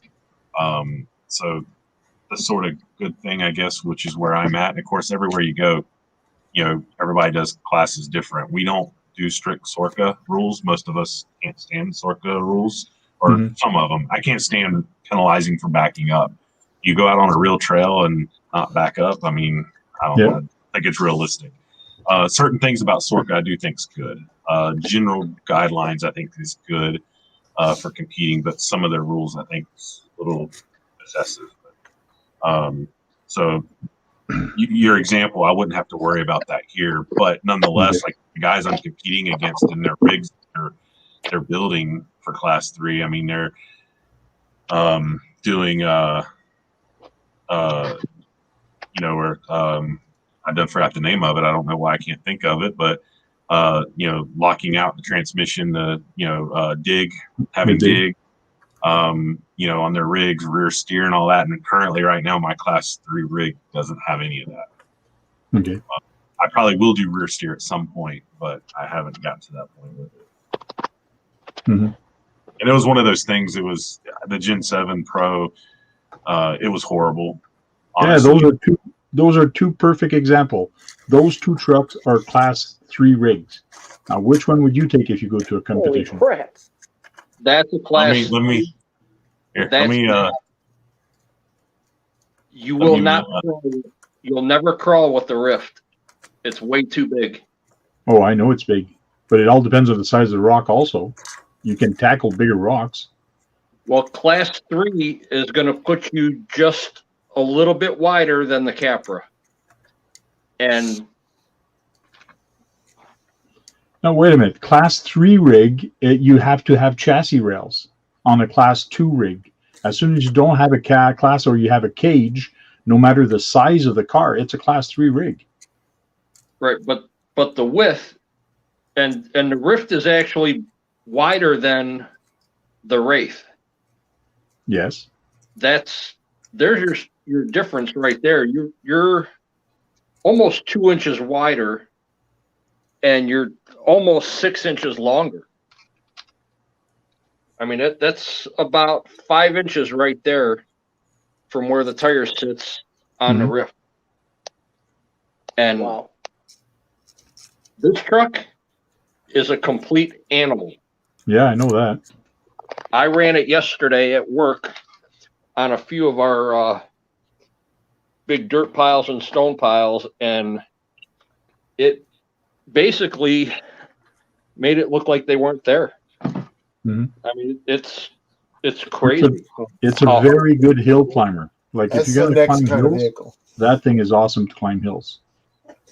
Oh Is my a God. rock racer. That's the next rig I want to get. I Kevin don't Gibbs know. is asking if it's based off the AR60 axles. No, they're completely different. Okay. No, they're 14 bolt, and the diff housings actually are offset on both sides. So if you want to make it a rear steer, you have to buy AR or the you have to get the AR60 axles to put on it, and it's going to narrow the track width, and you might blow up the diffs. Before buying a Rift, I would hold off to see what they're going to come up with upgrades, especially on those axles and the trailing arms. Something has to be done with those. Way too many people break them. Well, the people that are breaking them are not running them the way that they're intended to be. They're actually, Yeah, I know. They're probably jumping it up in the air like stupid, like long jump or high jump. I know that. right. Now, Vitavon actually has the axles, the trailing arms, the steering knuckles, Okay. and the 2-speed transmission for it. I don't think I'd put a 2-speed other to gear it down because it's friggin' fast right now. So Oh my God. other to gear it down, that's probably what it needs to crawl good or to go over rocks. That's what I'm thinking. If you want to make it a crawler, you have to buy all 3 lockers, lock all 3 diffs. Yep. You have to buy a complete new. Yeah, that's true. It's got a center diff, eh? Yes. And they're all open diffs. Yeah. So lockers, motor, ESC, which you're going to need censored, and you're going to need a super high torque servo. Yeah, it's weird, the Rift, the way they build it, because like you mentioned, it's not locked up. So what class or what is it built for? It's not really rock racing because it is a rock racer, but it's not locked. So it's not that good for rock racing. It's designed to go fast uphill.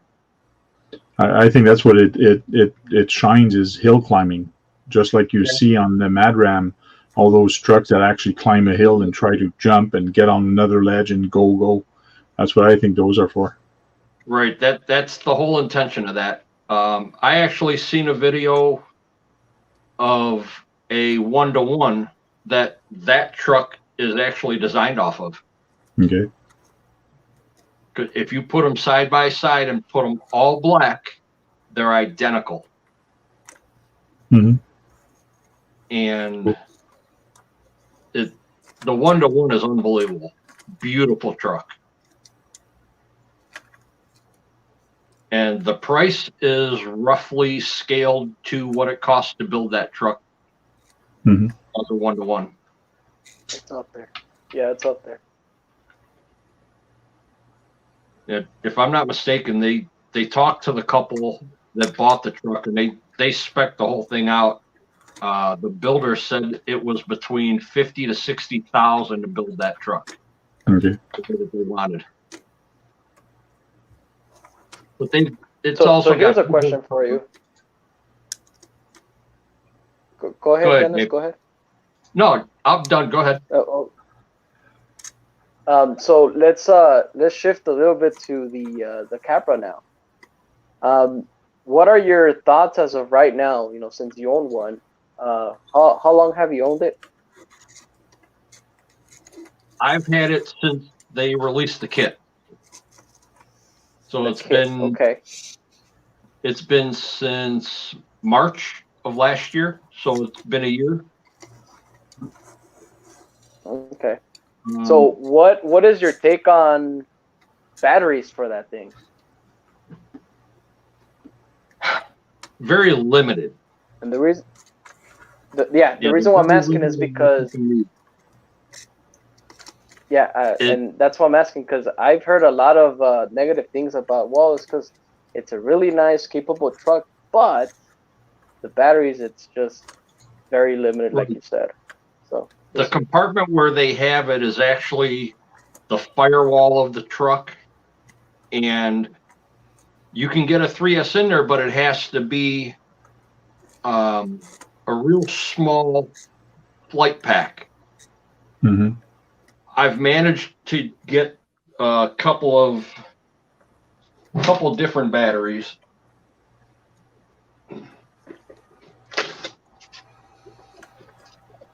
So yeah, let us know. Let's see. I've got the Electron by Common Sense, which is super thin, shorty pack. And then I've also got the same battery in a 3S, which is 2700 milliamp. And if I take the leads and bend them over, it is pinching both sides, and it's really, really tight. Oh, wow. And now that I went brushless in it, the 2S will actually live a little bit longer than it did with the brush. It's a nice If the Capra's truck. handy, can you show us where the battery goes? Please.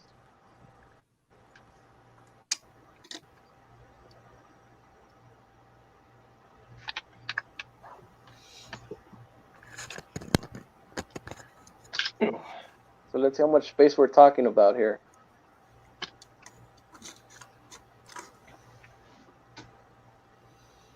Your battery sits. Oh, wow. Jeez. So I have my BEC, which I wired in so I could take it out if I ever want to. I made an adapter so I can unplug it, and the battery lead has to come across the top of the battery. You pinch your balance wires and your main leads here in the corner, and the hood actually touches it. But luckily on the bottom, right here is the battery tray. So if you get your finger in there, you can push the battery up to get it out. And it's a very, very tight fit. So they're limited on what you can run. Helios has a couple batteries for them. Gen Ace has a couple batteries for them.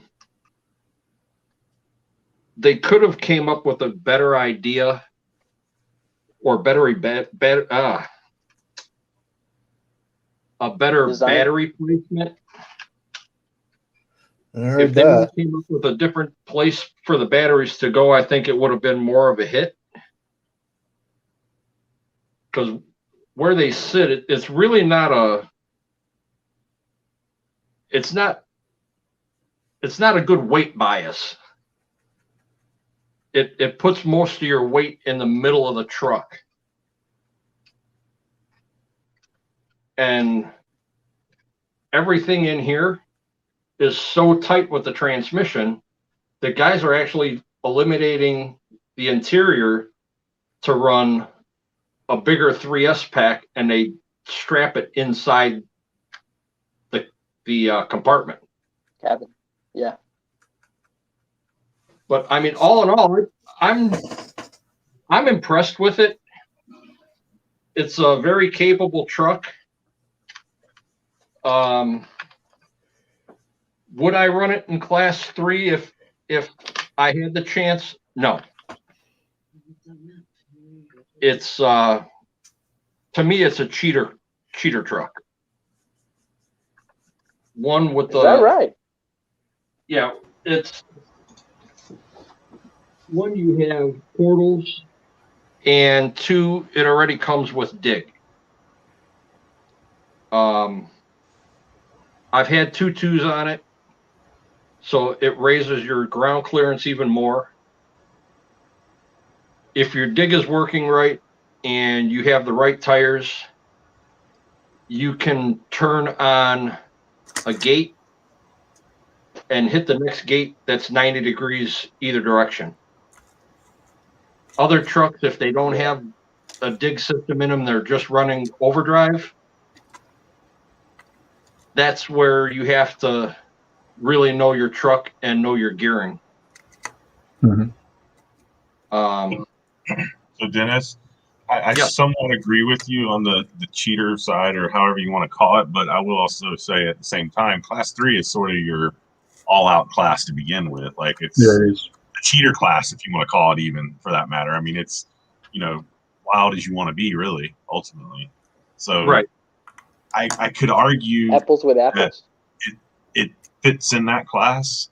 I could argue. Now, I will argue that, or not even argue, agree that especially you do a few good mods to the suspension, tune the suspension a little bit, a good Right. motor in there. It is a great handling vehicle if it's set up right, and super capable with the dig. Bless you. So I don't know. I see it both ways. Like I said, here we don't allow Capra in the Class 3 because they say it's unfair, so to speak. And I see it, but at the same time, Class 3 is unfair to begin with, in my opinion.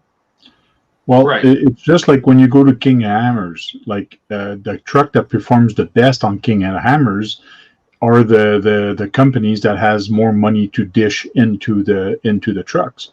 Yep. So they're going to do better. RC is the same friggin' thing. So whatever truck you choose or whatever options you put on it, the more money you put on it, then you can perform better. Race cars, just racetrack, not oval, but like carpet race or even buggies on jumps and like that, they have motor restriction and ESC restriction and actually gear restriction on some cases just to make sure the playing field is the same. F1 is the same way. And that's why now they're starting to do that in RC also. That's why they've made the circle rule so everybody can be close together.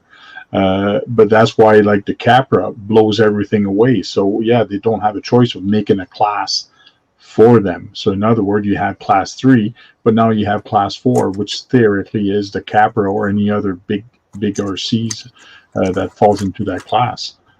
So that's the reason they have classes, is because they've been coming out with better and better trucks, and you have to have classes in races. They've done it for years on carpet race and other tracks, so don't have a choice. So Also, I got a going question. along. I got ahead, a KB. question. What would be a good rock racer, a beginner rock racer, to just get? Because that's what next RC I want to get is a rock racer. Yeah, a lot of them. Anything that says rock racer. First, what we can do is, I guess, name them. I like the Wraith or the Wraith So 1.9. there's a Those are Rock Ray? nice. Those are nice. Rock Ray, no. The Rock Ray is completely different. If you want a rock racer, go with the Wraith or something with solid axle. The Rock Ray to me is not. I tried it on the trails and I tried a little bit on the rocks. It's kind of neat on the rocks, but it doesn't compare to a Wraith. A Wraith will blow away and pass more places than I do with my Rock Ray. But the Rock Ray is neat in the sense that when you're on the rock and you really give it a throttle, it's like a bunny. It just jumps over stuff, but you can't control that friggin' hop. There's no way you can control that hop and go with gates, but it will hop. It's really neat seeing it go through those big friggin' boulders, like really big boulders. It's really neat seeing hopping, but you can't control it. Compared to a Wraith, you just go slow and steady, and you're just going all over the place. And the Capra is the same thing. Yeah, Kevin Gibbs said the Bomber. That's Bomber, yeah. the Bomber, or if you could find the Vatera Twin Hammer. Twin Hammer. Twin Hammer is not bad. That's gonna be hard to find. Though. Yeah, what's nice with the Bomber is that they took the Wraith and they fixed everything that was wrong with the Wraith and built the Bomber. And that's why the Bomber is so much better, is that the geometry of it is so much better than the Wraith.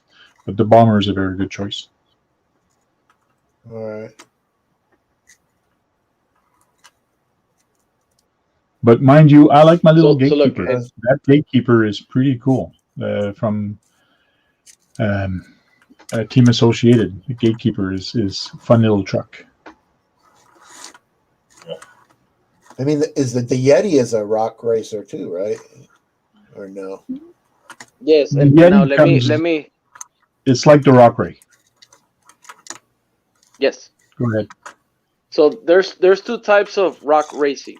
Okay, there is the much more scale, taking it more easy type of rock racing, and then there's like the bashing rock racing that you can also get into. I mean, I do get the both categories, but also it all depends what you want to do. Okay, if you want to just get obstacles, at a fast pace, yes, a Yeti XL or a regular Yeti or a Rock Ray, would actually fit you well. Or if you want to tackle, that rock section, kind of more technical, easier, then you pick a Bomber, you pick the Twin Hammers, a Wraith, so to speak. But again, there are two types. There's the Rock Ray Basher, and also even the right. So even that one also lands into that category. That is just, if you want to get all those obstacles at a fast pace, even the Rift will do just fine. Or if you just want to make it more technical, you can use the Bomber or the Wraith, or whichever one that lands in that category. So those are the two types. Another thing is when you build a rock racer to go on a racetrack, and that's why they built the Rock Ray and the Yeti and all that, is actually to be able to corner around those racetrack, and all of a sudden at the end of that racetrack there's a rock portion of it, and then that's when you race on the rocks, and then you go back to the race. So it's like a half and half kind of truck that's very fast for that, and that's where the Bomber or the Wraith is going to have problem, is going around corners because they'll flip easier and things like that. So they kind of built the Yeti XL to be able to compete on a racetrack on flat and go around corners very fast. And then when you get to the rocks, it still performs pretty good on the rocks. So that's what that category of truck is for, I think.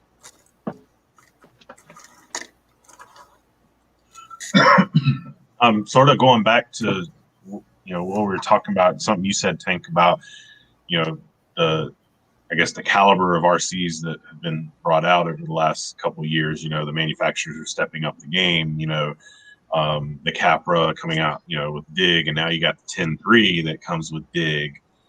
And if you consider that vehicle, depending on the tire size, in theory, it could be a class 1, not counting Dig, just counting tire size and the body that it comes with the 10.3. You could say that's a class 1 rig, or it could be obviously a class 2 rig. So I know the topic's been brought up in my local area. Do we allow Dig? And currently Dig was only allowed in class 3. So, this coming year, we're going to allow it now in class 2, because you can buy a class 2 capable rig stock with Dig. I think we've stayed with the no Dig in class 1 currently, but so the rules have to continue to change for any kind of competition wise, because the manufacturers just keep stepping up what they're bringing out and forcing that. On my SCX10, the original SCX10, I have a Dig on it, and I've had it since day one on my SCX10, and I've run it all the time, and I went to different competition, and I asked them, "Am I allowed to use it?" Some of them say yes, some of them they say no. But I never had to use it really in a competition. But it's there for fun. I use it all the time when I go trailing, going down the hill. You just, it's like hitting the handbrake. You hit the handbrake and then you just pulling yourself slowly with the front wheels. It's really neat using a dig.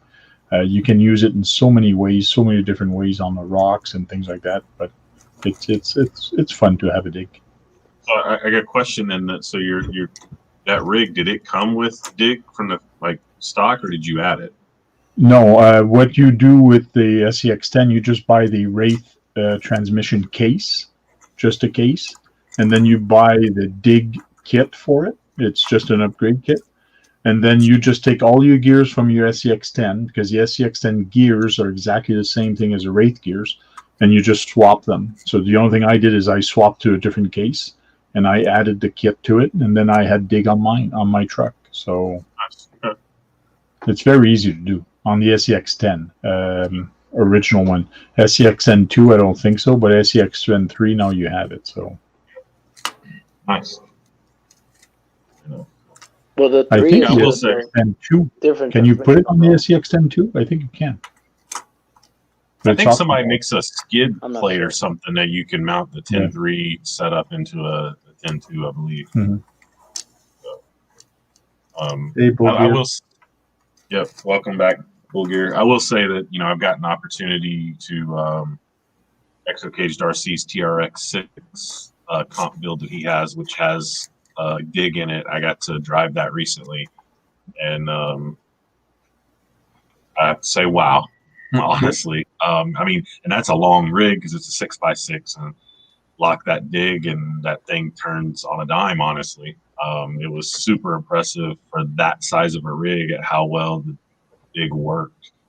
I've obviously seen dig used in Capras and stuff, and it seems to be very, very beneficial. But wow, when I drove his rig with that 6x6, it was. It's just like anything. A lot of people say, "Well, it's overrated. If you have it, you won't use it." But yes, you will. It's just like having a 2-speed transmission. On my TF2, I have a 2-speed transmission. Some people have a TF2 with no 2-speed, but I use my 2-speed all the time. I'm on the trails. I have it on second gear. As soon as I hit a rock or somewhere a little harder, and I want to go slower, boom, I pop it in the first gear. I use mine all the time on the trails, and people say, "Oh, you won't use that." Oh, yes, you do. My TRX4 Blazer, it's 2-speed and locking diffs and all that. And when I run it, depending on what I'm doing, if I'm truly rock crawling, yeah, I'm in first gear typically, unless I'm in a situation that I need some wheel speed to climb up a hill or something. It's nice to throw it in second gear and mash the throttle and get the wheel speed you need. Or if I'm out trailing, like you just said, a lot of times if it's just out on like a trail, I'll have it in 2-speed. And another thing I like about the TRX, the TQI remote, is it has a built-in cruise control. Some people know that don't, but you can literally put it on cruise control, take your finger off the throttle, and just worry about steering. And if you're just trailing and you're on like a long trail, it's just not straight but not technical or anything. Sometimes put on cruise control just at a pace that's barely faster than you're walking, and just hang my hand down next to me and worry about just controlling the steering. I use that a lot. Is it necessary? No, it's not necessary, but it's nice. It's cool. Yeah. Sean, you're saying that. So, gentlemen, if you scroll up all the way up, Sean, you'll see a link to join up. If not, he can always post it back up. I'll post the link if that's the one he's talking about that. All right, guys, I'm going to get going. So, gentlemen, some batteries for tomorrow, and we go hang with the wife for a little bit. Sounds good. Thanks for joining, Dennis. Good to see you again. Always good good to talk to you, Dennis. sounds good, man. We'll see you. We'll see you guys soon. Sounds good. Take it easy. Take care.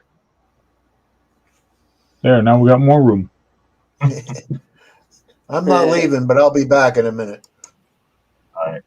Okay. Welcome, Sean. Hey, what's up, everyone? How's it going, sir? Hey, yo. Pretty good. Hey, Sean. So you finished that 6x6 yet? Me? No. It's up there. Stuff. Sean's building a nice 6x6 D90. Yeah, I'm building everything down here first. Okay. That's all axial build. I put the 6x6 on hold because I'm going to do the axial fest build first. Cool.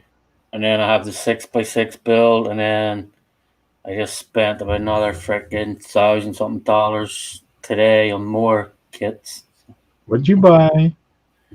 Yeah, some good stuff.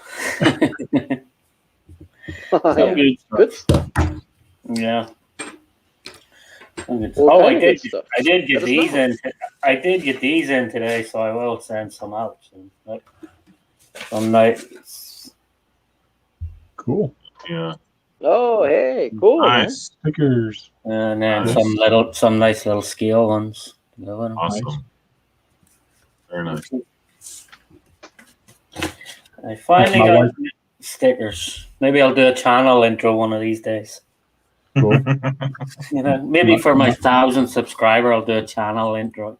There you go. You're My close. wife is all happy. She did the income tax thing. We filed it in, and we got the things back. And government is actually going to send me some money, so she's all happy.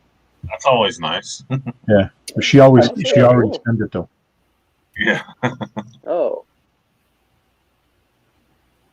Yeah, I'm sure. you know, gentlemen. So I was gonna ask briefly. You know, I'm very, very ignorant with the classes on crawlers. So can we elaborate? You know, from class 1 to I think it was what is it, class 4 that you said that there's on for crawling. So what class Oh does my. what? Yeah, it's good. I'm Let me done with get you that the too. short rules. 11 Charlie. I mean, Yeah, Yeah. the way I say class 1 is one is small tires. You can't be over what 4.19 has to be under, I believe, 4.19. I mean, and if you go by Sorka rules, there's of course a lot of others. The tires can't stick out more than halfway past the fender. The fender has to be over at least half the tire. So the short term is a vehicle that you would see driving down the road almost like a normal vehicle. That's the like One-on-one almost. Yes, basically. And then class 2 is sort of the same, but you can go bigger tire up to the 4.76 or something. I can't remember. But bigger tire, and you can have some body modifications and stuff. I mean, class 3 is pretty much whatever you want to do for the most part. I hadn't heard about class 4, but I have heard about a class 1.5, which I don't know anything about. No, there's class 0. Or class 0, yeah, I've heard about that, but I don't know much about it either. so there's no weight modifications or anything like that. You can like on class 1, you weight? can be as heavy as you want. Or You can class 1, class 2, or class 3. There's no weight restriction.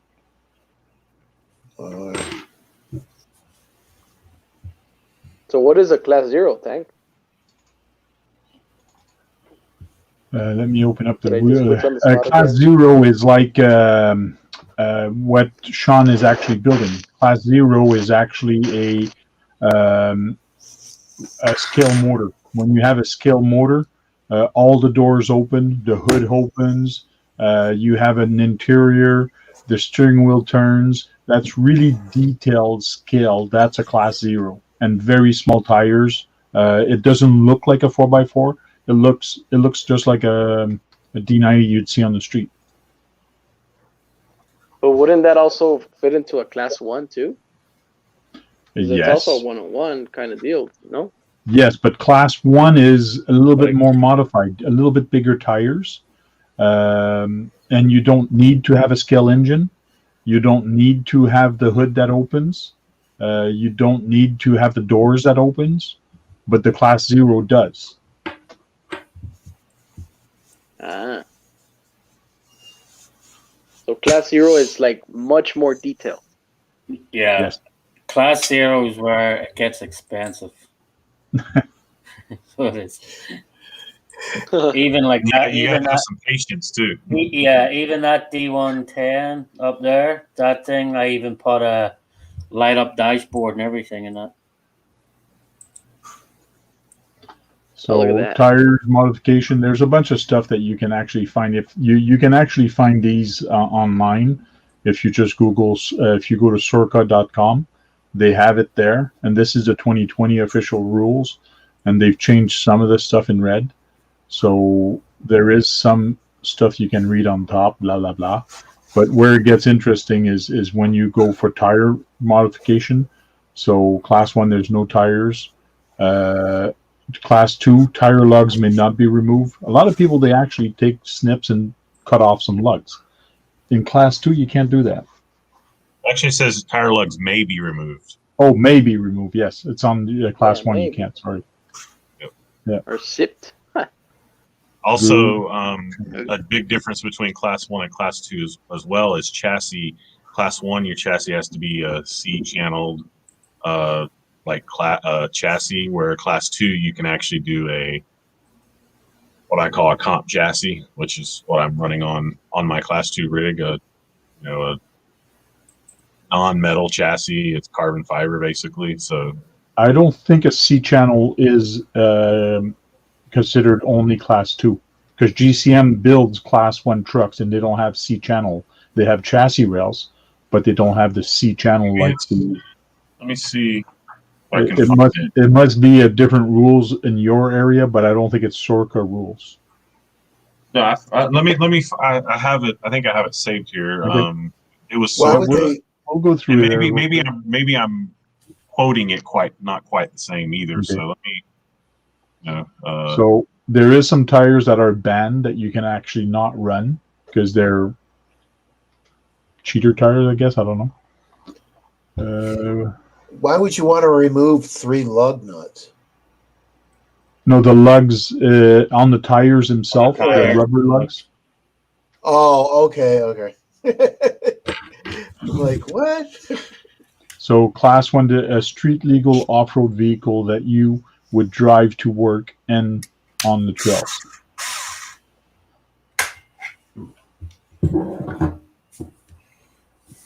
An exception vehicle such as the Camel trophy trucks or D90 rigs.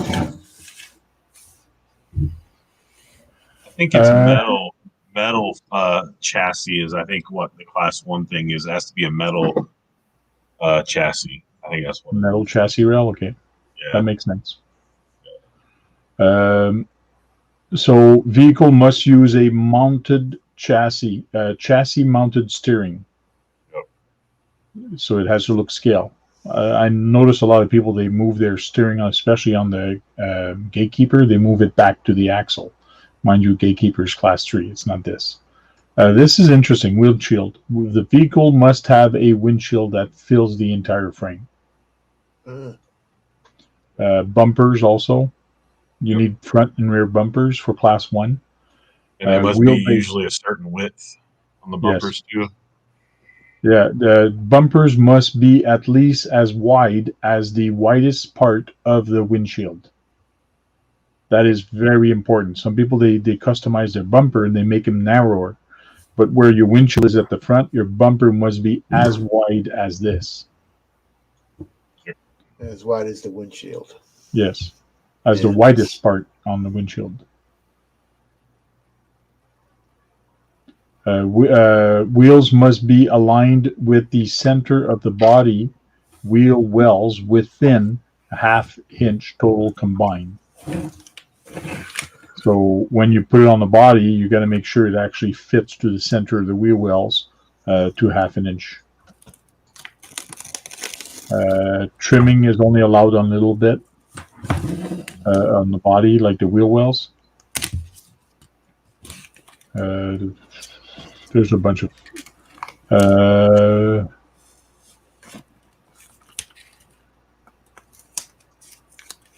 So I bet you my van would be class 2. There it is. Vehicle must run a full-length rail chassis. Yes, it's a rail chassis. It's not a C-channel. That's different. Yeah, that's my bad. Do you have a full rail chassis on your van? No, it's C. It's still a full Chassis rail there, chassis. there too. Yeah. A C right channel, here. the C chassis is a rail chassis. Okay. Yeah. Yeah, and look further down right there. Chassis must have metal frame rails. Okay.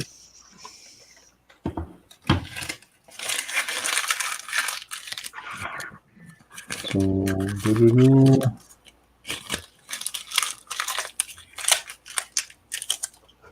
yeah, these are no-nos, prohibits, modification. Both side dovetailing or narrowing of the body is not allowed. So here's class 2.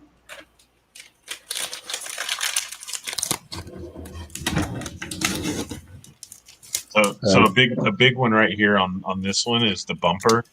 Front bumper is required and must be mounted on the vehicle's rail chassis and must be wider than the outside of the chassis rails. Which I can tell you, technically, depending on your vehicle, isn't very wide. I mean, basically, mine's a 3D printed bumper. It basically is just wide enough to go past the outside of the rails. That's as wide as my bumper is on mine. But yeah, but you have to be careful. Some companies make a wider chassis rails than other manufacturers, so you do have to watch that. Yep. The chassis again, you must run a full rail chassis, and the chassis, including the bumper, must be 3 inches longer than the wheelbase. So, in other words, you can't cut your chassis where the wheels are, or the axles are.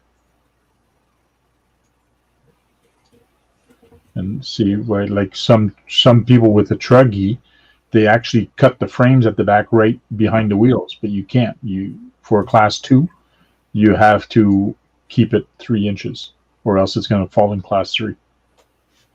And here's a tire maximum 4.75. Anybody read what was the other one on the class 1 tire size? 4.19. There we go.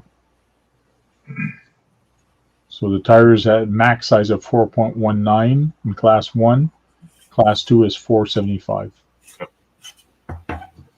And the rim size, you can go with a 2.2.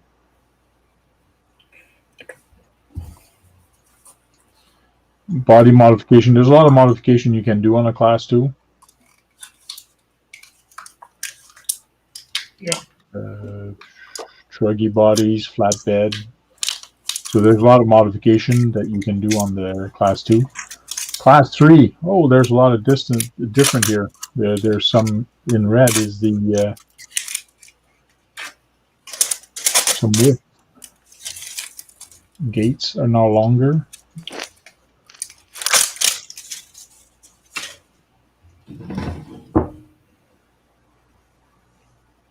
Trying to figure out what they made the difference. I didn't even look at this. A 5.75 tire size. Wow, that's a big tire. Yes, it is. The body must be at least 5 inch wide from the front to the rear of the door.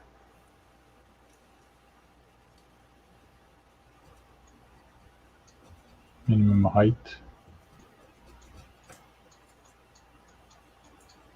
And then you have scale points. Scale points are really cool. If people use that, I'm planning on doing 1 or 2 events with scale points.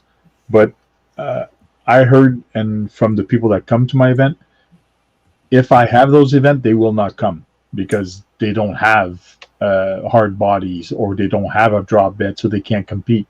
So they say, well, I won't win or it won't be fun for me.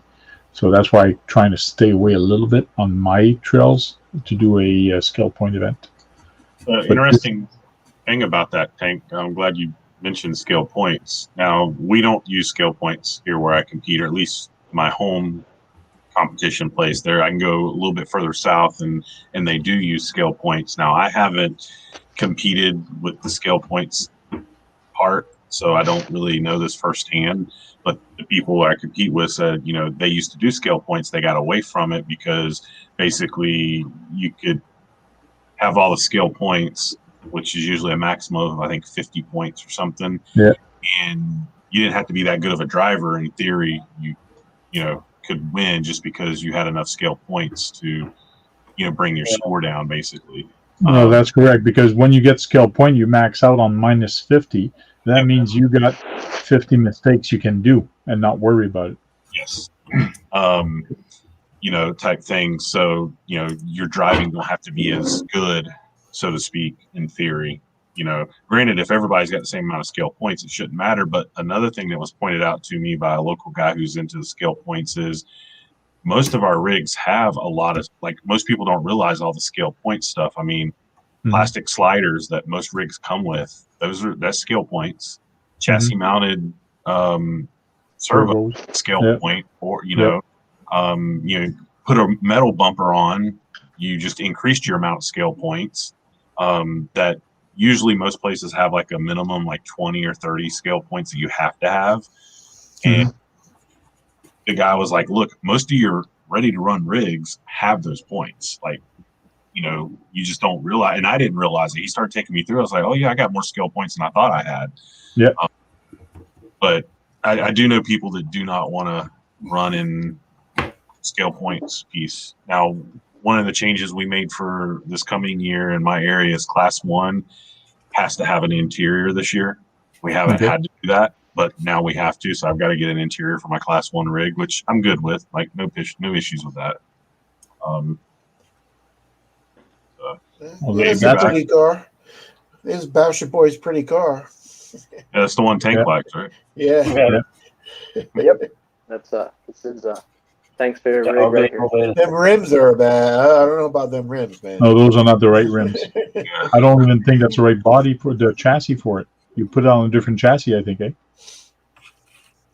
No. Well, okay. So the wheels of this thing, they're so tiny that this is supposedly, I don't know if you ever heard of the term, what do you call it? What is that big old race they do in the Middle East? Dakar? Dakar.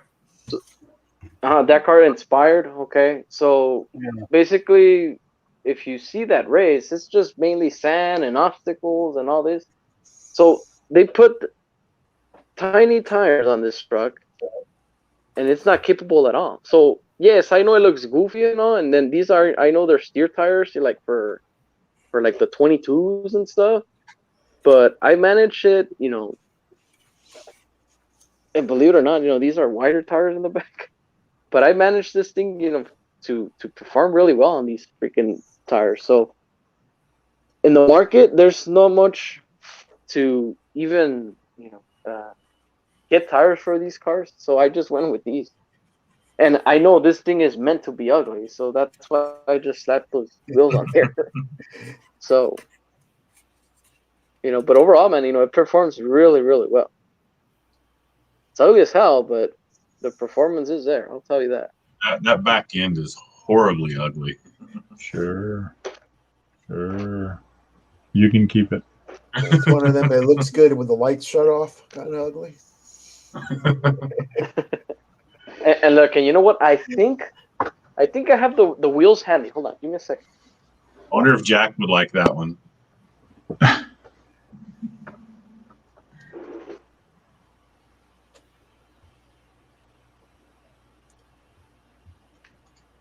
thing's definitely interesting. Yep. Is it like a 540 motor or something in it, or is it smaller than that? I think he took off for a second. I don't know. No. Who, me? I'm here. I'm here. Here. What size motor is in that thing, Gabe? Oh, you got me there. It is tiny. It is brushless. Okay, look. So technically, watch. So these are the upgraded tires. These are it. See? Now, I don't know if you can. Oh, my camera's catching that, but yeah, we can see it. I gotta say the stock tires are better. Stock tires are better. They look better. Yes, look better. Look better. Sorry. And then but also, they I mean, are they're worn smaller, out. which So, is Oh yeah, definitely smaller. yeah. They're all bald. and the offset Yeah, is they're way bald. better for that truck. Yes. Look, here's another perspective. So now, like I said, this vehicle is the car inspired, rig. If you actually take this on dirt with these small tires, it does horrible. So yes, I mean I know they do better, but performance wise, it sucks. Understood. So and again, this vehicle was already ugly, so might as well I just made it ugly. So Just make it a little what uglier. what tires did they come? What tires? The white tires come off of? so I don't know if you heard of Micron RC. There was this channel, a good guy. He actually bought like a bunch of buggy tires from like a guy, and then he just sent them to like random channels. Like I was fortunate enough to get one. Steve D from the 313, hopefully he's doing all right. I know he got one. Axiomatic. That guy just sent a bunch of tires, to different channels, and like he sent me like these, you know. So these are pretty much buggy tires. So what I did, obviously these don't fit there because there's a lot of rubbing on the A arm. So the best fit was just the steer tires for those cars. So Yeah. I just I put them on there and yeah, and see, there you go. Briefly, let me show you and I know Tank is not even impressed by this, but I'm just gonna show you the electronics here briefly. That's a tiny motor. What is that, like a 3? I don't even know. What size Probably a would that be? 380. Yeah, it's a 380. 380, right? Yeah. That's the stock ESC stock motor, and then I just upgraded to a Savox. That's all I did. So, and this thing performs awesomely, really. So other than being ugly, it performs really good. I mean, I guess the good news So, is being and that then it's ugly, you don't care if it gets beat up as much. exactly. And see the story behind this car. Okay, so I typically got this car because my local hobby shop, they used to have these little tug of war and tag events that they would do. So I was more interested on the tags, and yeah, the owner of the hobby shop was like, "Hey, you should get a real beater." I was like, "Well, I don't know what to get," and we both pointed out to this. So that's what I got it for. I just got this thing just to play tag, there at my local hobby shop. He And just then wanted to sell it because Exactly. it was on his shelf for so long. Yeah. He wanted the ugly thing off the shelf. Yeah. Yeah, just take this one back. and yeah, but I mean, You sure got suckered in that one. Evan, see, the thing is that, right? And I got it. I bashed it. I crashed it. I went to town with this thing, and for some reason, just little by little, it's just one of those things, man, that even though it's ugly, you just get that sentimental value. And it's mine. I upgraded that, and now it looks how it looks now. And I don't have I think I threw it away. I have the orange body. And for me, actually, the orange body was much uglier than this. It's pretty much the same shape and everything, but just orange. Oh, yeah. It was an orange car, it was orange on orange, with the orange wheels. So it was this orange on that body. That's how it was. And then that body was just trash, really. So that's why I went with this body instead to make it look, I quote, nicer. So. Kevin Gibbs says it looks fun though. So yeah. Oh yeah, man. Oh hell yeah. You know, and this is the type of car that you say, "Oh man, I wish I could just use something and just bash." Well, here's Exhibit A. That's what my slash is for. You know, I want to. And then this is what this is for. You know, if let's say for example, I need to calculate some type of ramp, or I need to send this off. What vehicle do I use? Well, Exhibit A. There it is. That's my Traxxas Max. Yeah. Yeah, it's my beater. I mean, and it holds up. So. Yeah. Well, that's cool. I mean, I think there it's you cool. go. It's cool because it's not something you see every day on that one.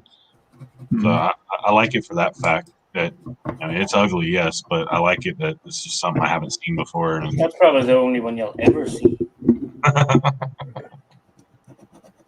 And yeah, not on YouTube. There's not many videos of this. That's right. Well, And I'm I sure don't there's blame people not making video of that ugly thing. No. You'd lose subscribers I'm for not- that. Yeah. And look, and the thing is, I am not surprised if there's a hobby shop, you know, with these vehicles still in stock. That I will guarantee you. You know, we need to locate that. If anybody sees that, let us know. Yeah. I may be wrong. It's a 1/14 scale. Yeah, if you want to type this up, go ahead. It's a 1/14 scale low-C mini desert truck. That so obviously Viterra, you know, Viterra made the Kalahari, which is this, right, the body, and then they discontinued this body from Viterra, and then they went to low-C, and then from there I think low-C ran it like a few years, and then they just discontinued it after all. But yeah, I mean, If I can I know locate one, Tanko I here may is, get you know, it. Yeah, and if you see that in your local hobby shop, it's time to get a new hobby shop.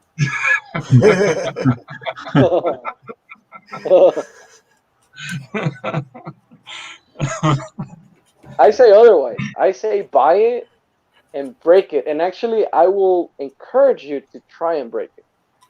Because I'll tell you this, man. This thing has been hit so many times because I played tag with this thing.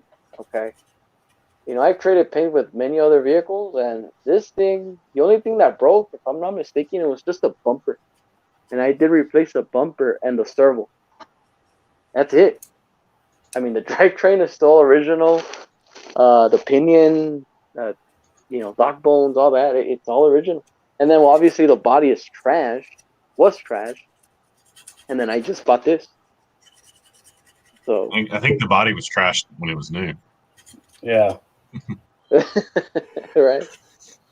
Yeah. If I find one, So, I'm look buying it up. it. If I find one, I'm buying it. Yeah. But why? Because I'm gonna And send it look, to and you, typically Tank. these are around Okay. 180. If you find one, typically you'll find it like at 180, 160, 180 around there. So I mean, that's why it's just something cheap, something that you just want to, you know, use and crash and, you know, whole 9 yards. So Mhm. I encourage it. Buy it and break it. Go for it. This is truly a beater. As Ben would say, buy it, break it, and fix it. Yeah. Yeah. Yes. So we buy it if we find one, and then maybe we ship that one around the U.S. and see who can break it first. Yes. Actually, What's the story? I of may that look game? into. What's that? What's that now? I said, what's the story about? Is there any What were you update asking? on that, or on the? I just haven't armor? had the time, you know, to even ask, man. You know, I'm glad Yeah. you're touching the subject, but I just haven't had time to. So yes, and I'll just say this briefly: if you guys remember the Granite two-wheel drive, the View It to Win It vehicle, obviously it was pretty much terminated. I was at a halt. Why? Because of what's going on in the world right now, and I am planning to relaunch, you know, the tour for that truck, to actually go to other channels and give it away by the end of the tour. that's the plan. I haven't planned it yet, but it's in the works. Okay, so right now it's actually let me know, sitting 'cause there with maybe, Sean. yeah, let me know, because maybe what I'll do then is I'll unpack it out of the box, because it's sitting all packed up and everything, like, so maybe I'll unpack it and do another video to refresh and the thing whenever it goes, you know. Yeah. Of course, and let me go back to the drawing board. Let's see. I'll probably ask people here, if they're interested or not. Depending on the feedback, that will determine the future of the truck. Yeah. If I see that it will probably just won't stick, I'll just have you. If you want to run it, go for it. Once it's coming to me, I'm just gonna give it away. I'll just probably do a recap, see what happened there. And obviously, it's just what is it? RC's Big Air used it. What's his name? Adventure Time RC used it. You used it, and that was it. That was a halt. Before all this coronavirus stuff, and that was pretty much the halt. So I'll re-ask. If I see that it's not happening, just send it to me. And gentlemen, ladies and gentlemen, if you're looking for an RC truck, I'll be giving away one. So Yeah, that's the nobody, update I can give you. nobody wanted it after it came to New York. They were like, "What? You crazy?" So and also on May What was that, 15th, I'm having an event on my place. This is what I'm going to be doing. May 15th Okay. we'll all be in Stone Mountain. Yeah. So, May 15th for the big event of the year. So the borders are closed, so this is for Canadian only. TTC, a tough truck challenge at the Sims. Sims is my last name, Simard. So that's why I call it the Sims. So we're going to have sled pulling, sumo wrestling, tug of war, hill climb, side hilling, long jump, and crawler drag race. And the trails are open. So it should be a fun day. So I have a question about Definitely. the side healing exactly. I mean, I know what side healing is, not that I don't know, but how are you doing it as a competition, I guess? I'm going to make a special ramp, and I'm going to go get some plywood. And same thing with the hill climb. Is I'm going to have an incline, and it's going to be man-made, about 4 feet, and I'll be able to change the angle of it. And as we progress, like you're going to try 30 degrees, and then we'll go to 35, we'll go to 40, we'll go to 45, and we'll keep going until a truck can't do it. And whoever goes the highest is the one that's going to win. So I'm going to be making a 4-foot kind of ramp, but that I can adjust the tilt on it, and it will have a flexible plywood at the back, so we can have a good angle of approach for it. Same thing with the side hill. The side hill is going to be done a little bit different. I'm going to start flat, and then I'm going to bend the piece of plywood, and then I'm going to draw a line on it. So you have to drive up on that piece of plywood, but stay up, and whoever can go the farthest, and basically that piece is going to be like a wall at the end. So whoever drives the farthest while staying up above the line, because if you start sliding below that line, that means your tire comes a good, you got to make good sticky tires. So who drives the farthest again on that is going to be winning the side hill. So to me, what's the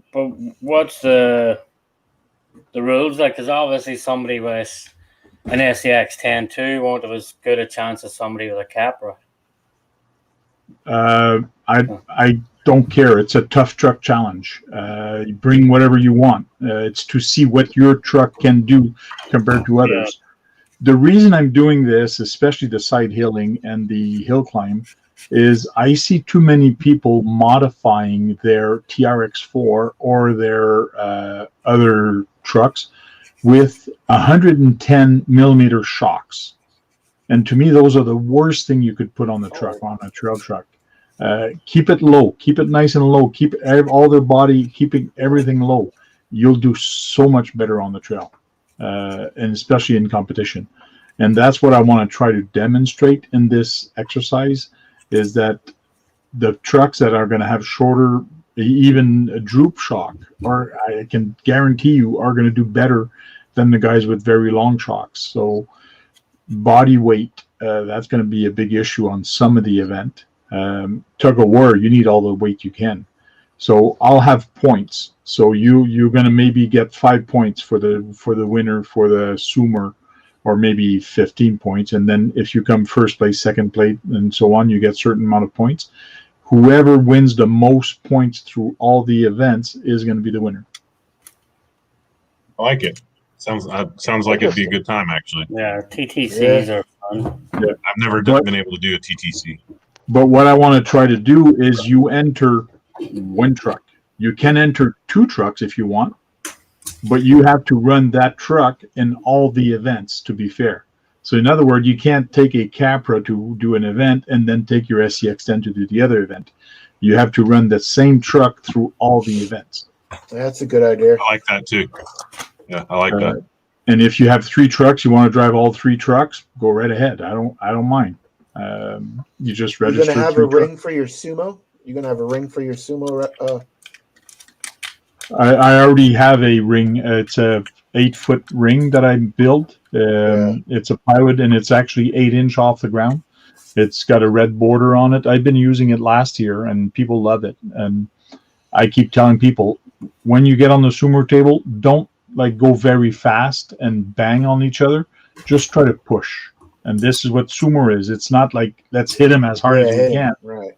It's don't try to break it. Just try to push him off. So Nice. it's been a lot of fun, and people have been listening, except for one guy last year. I kept telling him, don't hit. But good thing he got knocked off. So, but it should be a fun event. Thanks, Jam. It should be that should be a fun event. It's been a few years now that I've wanted to do a tough truck challenge, which means it's just putting your truck on different, especially I was thinking also long jump. I could do a long jump. I'll just do an 8-inch ramp, and it's going to be a nice long ramp, and so basically there it's wheel speed. Whoever has the fastest truck, I know the TRX4 are pretty darn fast. They're the one that's going to be able probably to jump a little farther than the other guys. So I don't want it to get big air and a 20-foot ramp and things like that. No, it won't be. It's for the trail trucks. It's just to see who's going to go the farthest without breaking anything, in other words. So. Nice. Yeah, I like it. Interesting. Long jump sounds cool. Mm-hmm. Hey, And Sean, the go ahead. trucks that are very heavy, those are the ones that are going to have a hard time with the long jump. Yeah. Sean, you're talking about the event at Stone Mountain. I'm hoping to be there myself. Awesome. That'd be great. And I know Brent's supposed to be coming down. Yeah, Brent's definitely coming down. DG Dennis is going. Tony from CCXRC, he'll be there. And that's on May 15th?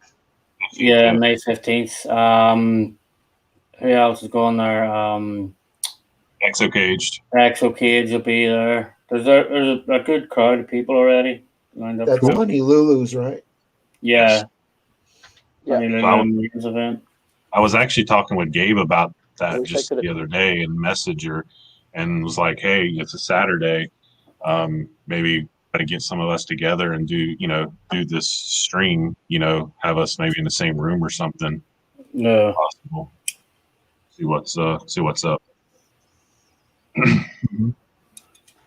That would be cool. Kevin Gibbs said he'll be there. Cool. Awesome, Kay. Nice. Yeah, Yeah, I my told you, grandmother Basil lives in Boy. Atlanta. So. In a perfect want to go world, to school. Bastard Boy, you would pick me up and we would go. Yeah, exactly, man. Yeah, but unfortunately, yeah, man. Work always gets in the way, Yeah, Wish I could go. I'm trying to talk Voodoo into being there as well, too. So, Oh, yeah. yeah. It's a But one Furby thing for phone sure, call. What's up, Butcher Boy?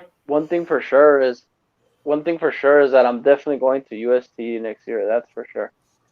Yeah. You know. Sweet. So, yeah, I need to go to that event for sure. Definitely. The trails were so much better this year. It was. Oh, yeah? Oh yeah. I mean, it was only my second year, but I was so pleasantly surprised. Like I thought the trails would be sort of the same, and no, they weren't. It was great.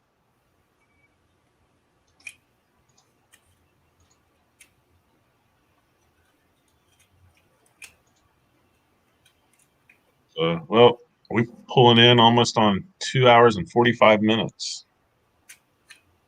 Yeah.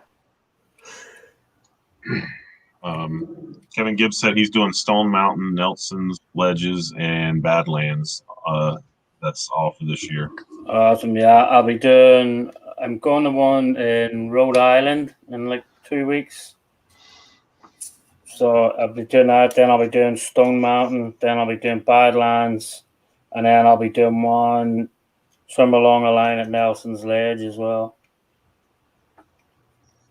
along with DG Dennis. So. Nice. That's awesome. Yeah. Yeah, I'm gonna see your group tomorrow, Sean. Who's that? Javier and everybody. Oh, you're going to Jacksonville tomorrow, yeah? Yeah, I mean, I basically live in Jacksonville, so Oh, you do? Sweet. I live in St. Augustine, but I work in Jacksonville, so Nice. I'm an hour from where we're going. So, yep, And I'll what be is there. 11 Charlie doing? The veteran Another giveaway, veterans right? giveaway. Yeah. What, 2 or 3 people, I believe, right? Yeah, he done one today there as well at Wet and Wild. Yep. He did. So So I'm just Awesome. building a new motor at the minute, so I'm just getting ready to put the mufflers and all on it too. nice. JM said he's doing Nelson and Badlands also. Yeah. Sweet. Sweet. Yep. So yeah, tomorrow should be a good day. I look forward to hanging out with Javier and the veterans and Joe. Yeah, it's at Joe's place tomorrow, isn't it? Yep. Yeah, it's at his his yard or something, isn't it? Yeah, his backyard course. So I picked up a bunch of water and soda and everything for everybody, and I think we're ordering some pizza and giving out the RCs. And he's going to set up not like a difficult course, but like set up an easy flag section, on his course for us to play. So what do you think, how long it would take to build that kit? The Axial World Builders kit. Depends on how long you sit down and work on it. Yeah, but honestly, I done mine over a couple of lives because I just wanted something to do over the lives. But this thing, you'll build it in. That's it right there. You'll build it in 2 hours, 3 hours. 2 hours. Yeah, 2 hours, 3 hours.